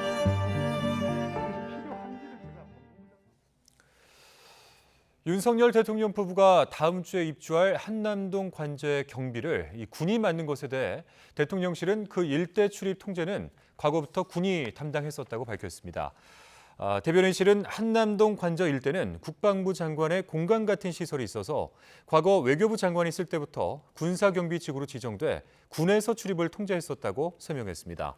그러면서 통합방호는 청와대 관저 때도 군에서 맡아온 만큼 대통령 관저의 경비와 방호 업무를 군에 맡긴 것은 전혀 이상한 일이 아니라면서 무분별한 억측을 삼가해달라고 강조했습니다. 기존 청와대 경비 방호는 서울경찰청 101, 202 경비단과 수도방위 사령부가 함께 맡았지만 한남동 관저의 경우 내부는 경호처가, 통합 방호는 수방사가 맡을 예정이라고 밝혔습니다.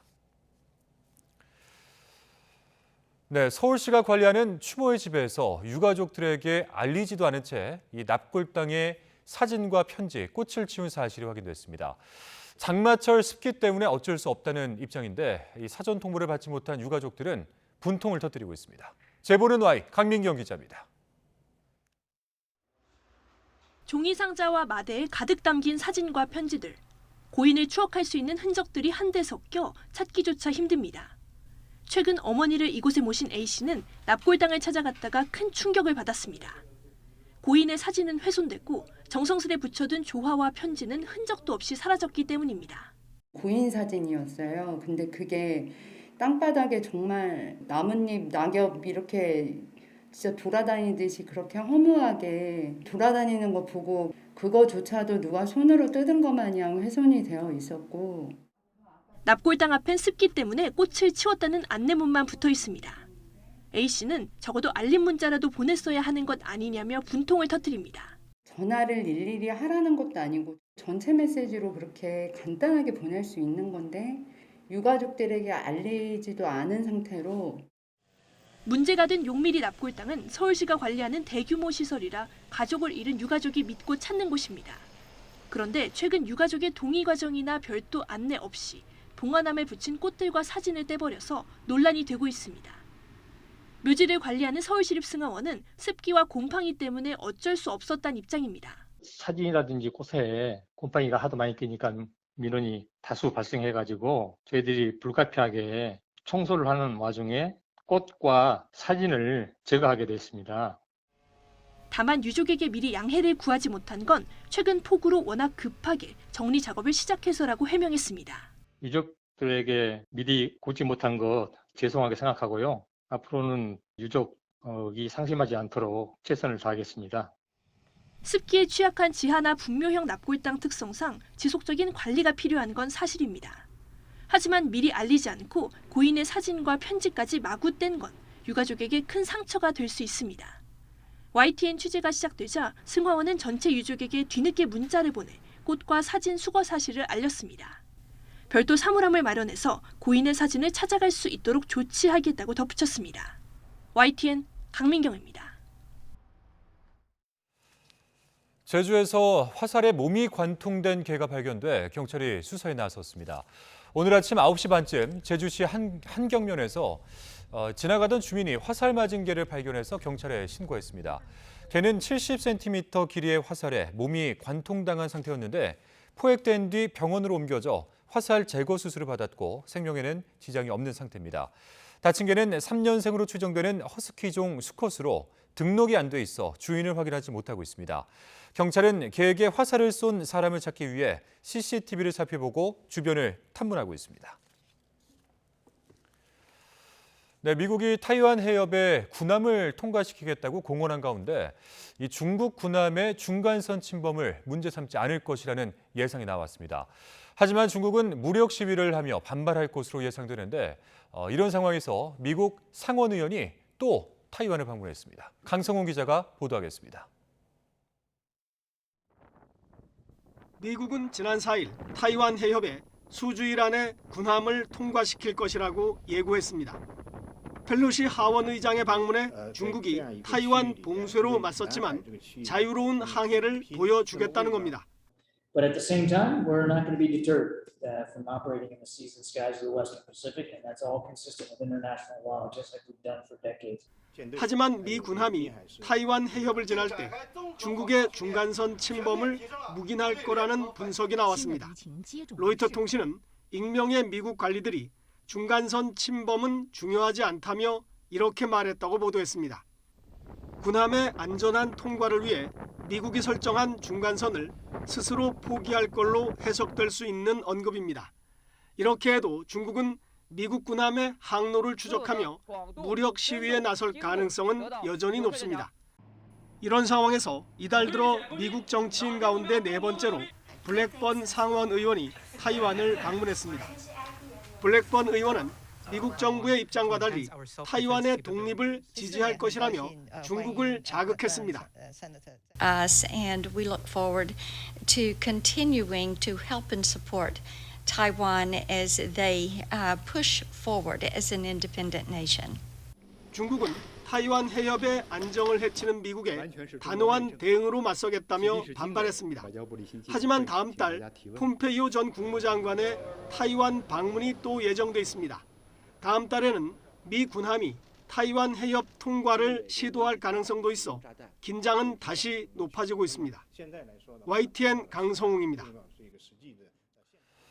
러시아군이 점령하고 있는 우크라이나 자포리자 원자력 발전소에서 한때 전력이 끊기며 위험했던 것으로 전해졌습니다. 조 바이든 미국 대통령은 러시아를 향해 이 자포리자 원전 통제권을 우크라이나에 돌려주고 국제원자력기구 조사를 허용하라고 촉구했습니다. 김선희 기자입니다. 우크라이나 전쟁이 터지며 러시아가 점령한 유럽 최대 규모 자포리자 원자력 발전소. 현지 시각 25일 한때 전력이 끊기면서 방사능이 유출될 뻔한 것으로 알려졌습니다. 볼로드미르 젤렌스키 우크라이나 대통령은 발전소 주변에 불이 나 전력이 끊기면서 방사능 유출 위기가 있었다고 주장했습니다. Якби після блекауту не спрацювала автоматика і наш персонал станції, то ми би зараз вже були змушені долати наслідки радіаційної аварії. 우크라이나는 러시아가 원전에서 생산된 전력을 러시아 쪽으로 빼내기 위해 전력망을 교체하고 있다고 보고 있습니다. 이미 원전의 일부 원자로가 우크라이나 전력망과 분리된 것으로 전해졌습니다. 이 과정에서 전력 공급이 제대로 되지 않으면 핵 사고로 이어질 거란 우려가 나오고 있습니다. 러시아는 우크라이나가 원전에 포격을 가해 정전을 일으켰다고 주장했지만 우크라이나는 터무니없다는 반응입니다. Це просто, я раніше думав, що, в принципі, в атомні станції, напевно, не стріляють. навіть при війні, не стріляють. 우크라이나 독립기념일에 전화회담을 나눈 조 바이든 대통령은 러시아가 자포리자 원전의 통제권을 우크라이나에 넘겨야 한다고 촉구했습니다. 이어 국제원자력기구 IAEA가 발전소의 안전을 점검하도록 방문을 허용해야 한다고 강조했습니다.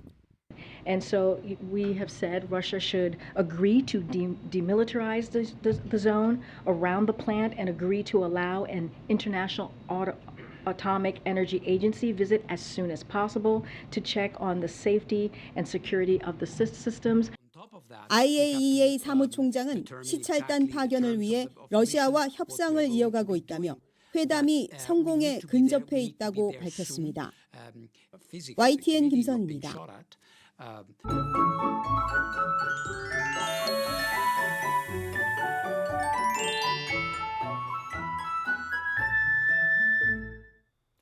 오늘 낮 동안에는 대체로 후텁지근한 날씨가 이어졌습니다.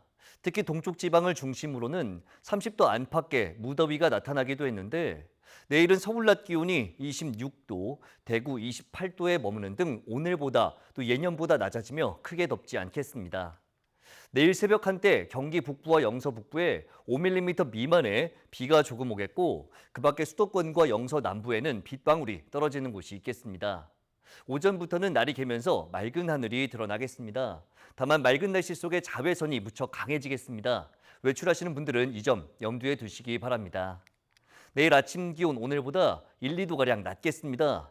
서울 18도, 대전 19도, 광주 20도, 부산 22도로 예상됩니다. 낮 기온도 오늘보다 2, 3도가량 낮겠습니다. 서울 26도, 대전 26도, 광주 28도, 부산 29도로 예상됩니다. 일요일인 모레도 대체로 맑겠지만 아침에는 조금 더 쌀쌀해지겠고 한낮에는 10도 안팎으로 기온이 크게 오르며 일교차도 커질 전망입니다. 날씨 정보였습니다. 네, 금요일 뉴스나이트 마치겠습니다. 함께해 주신 여러분 고맙습니다.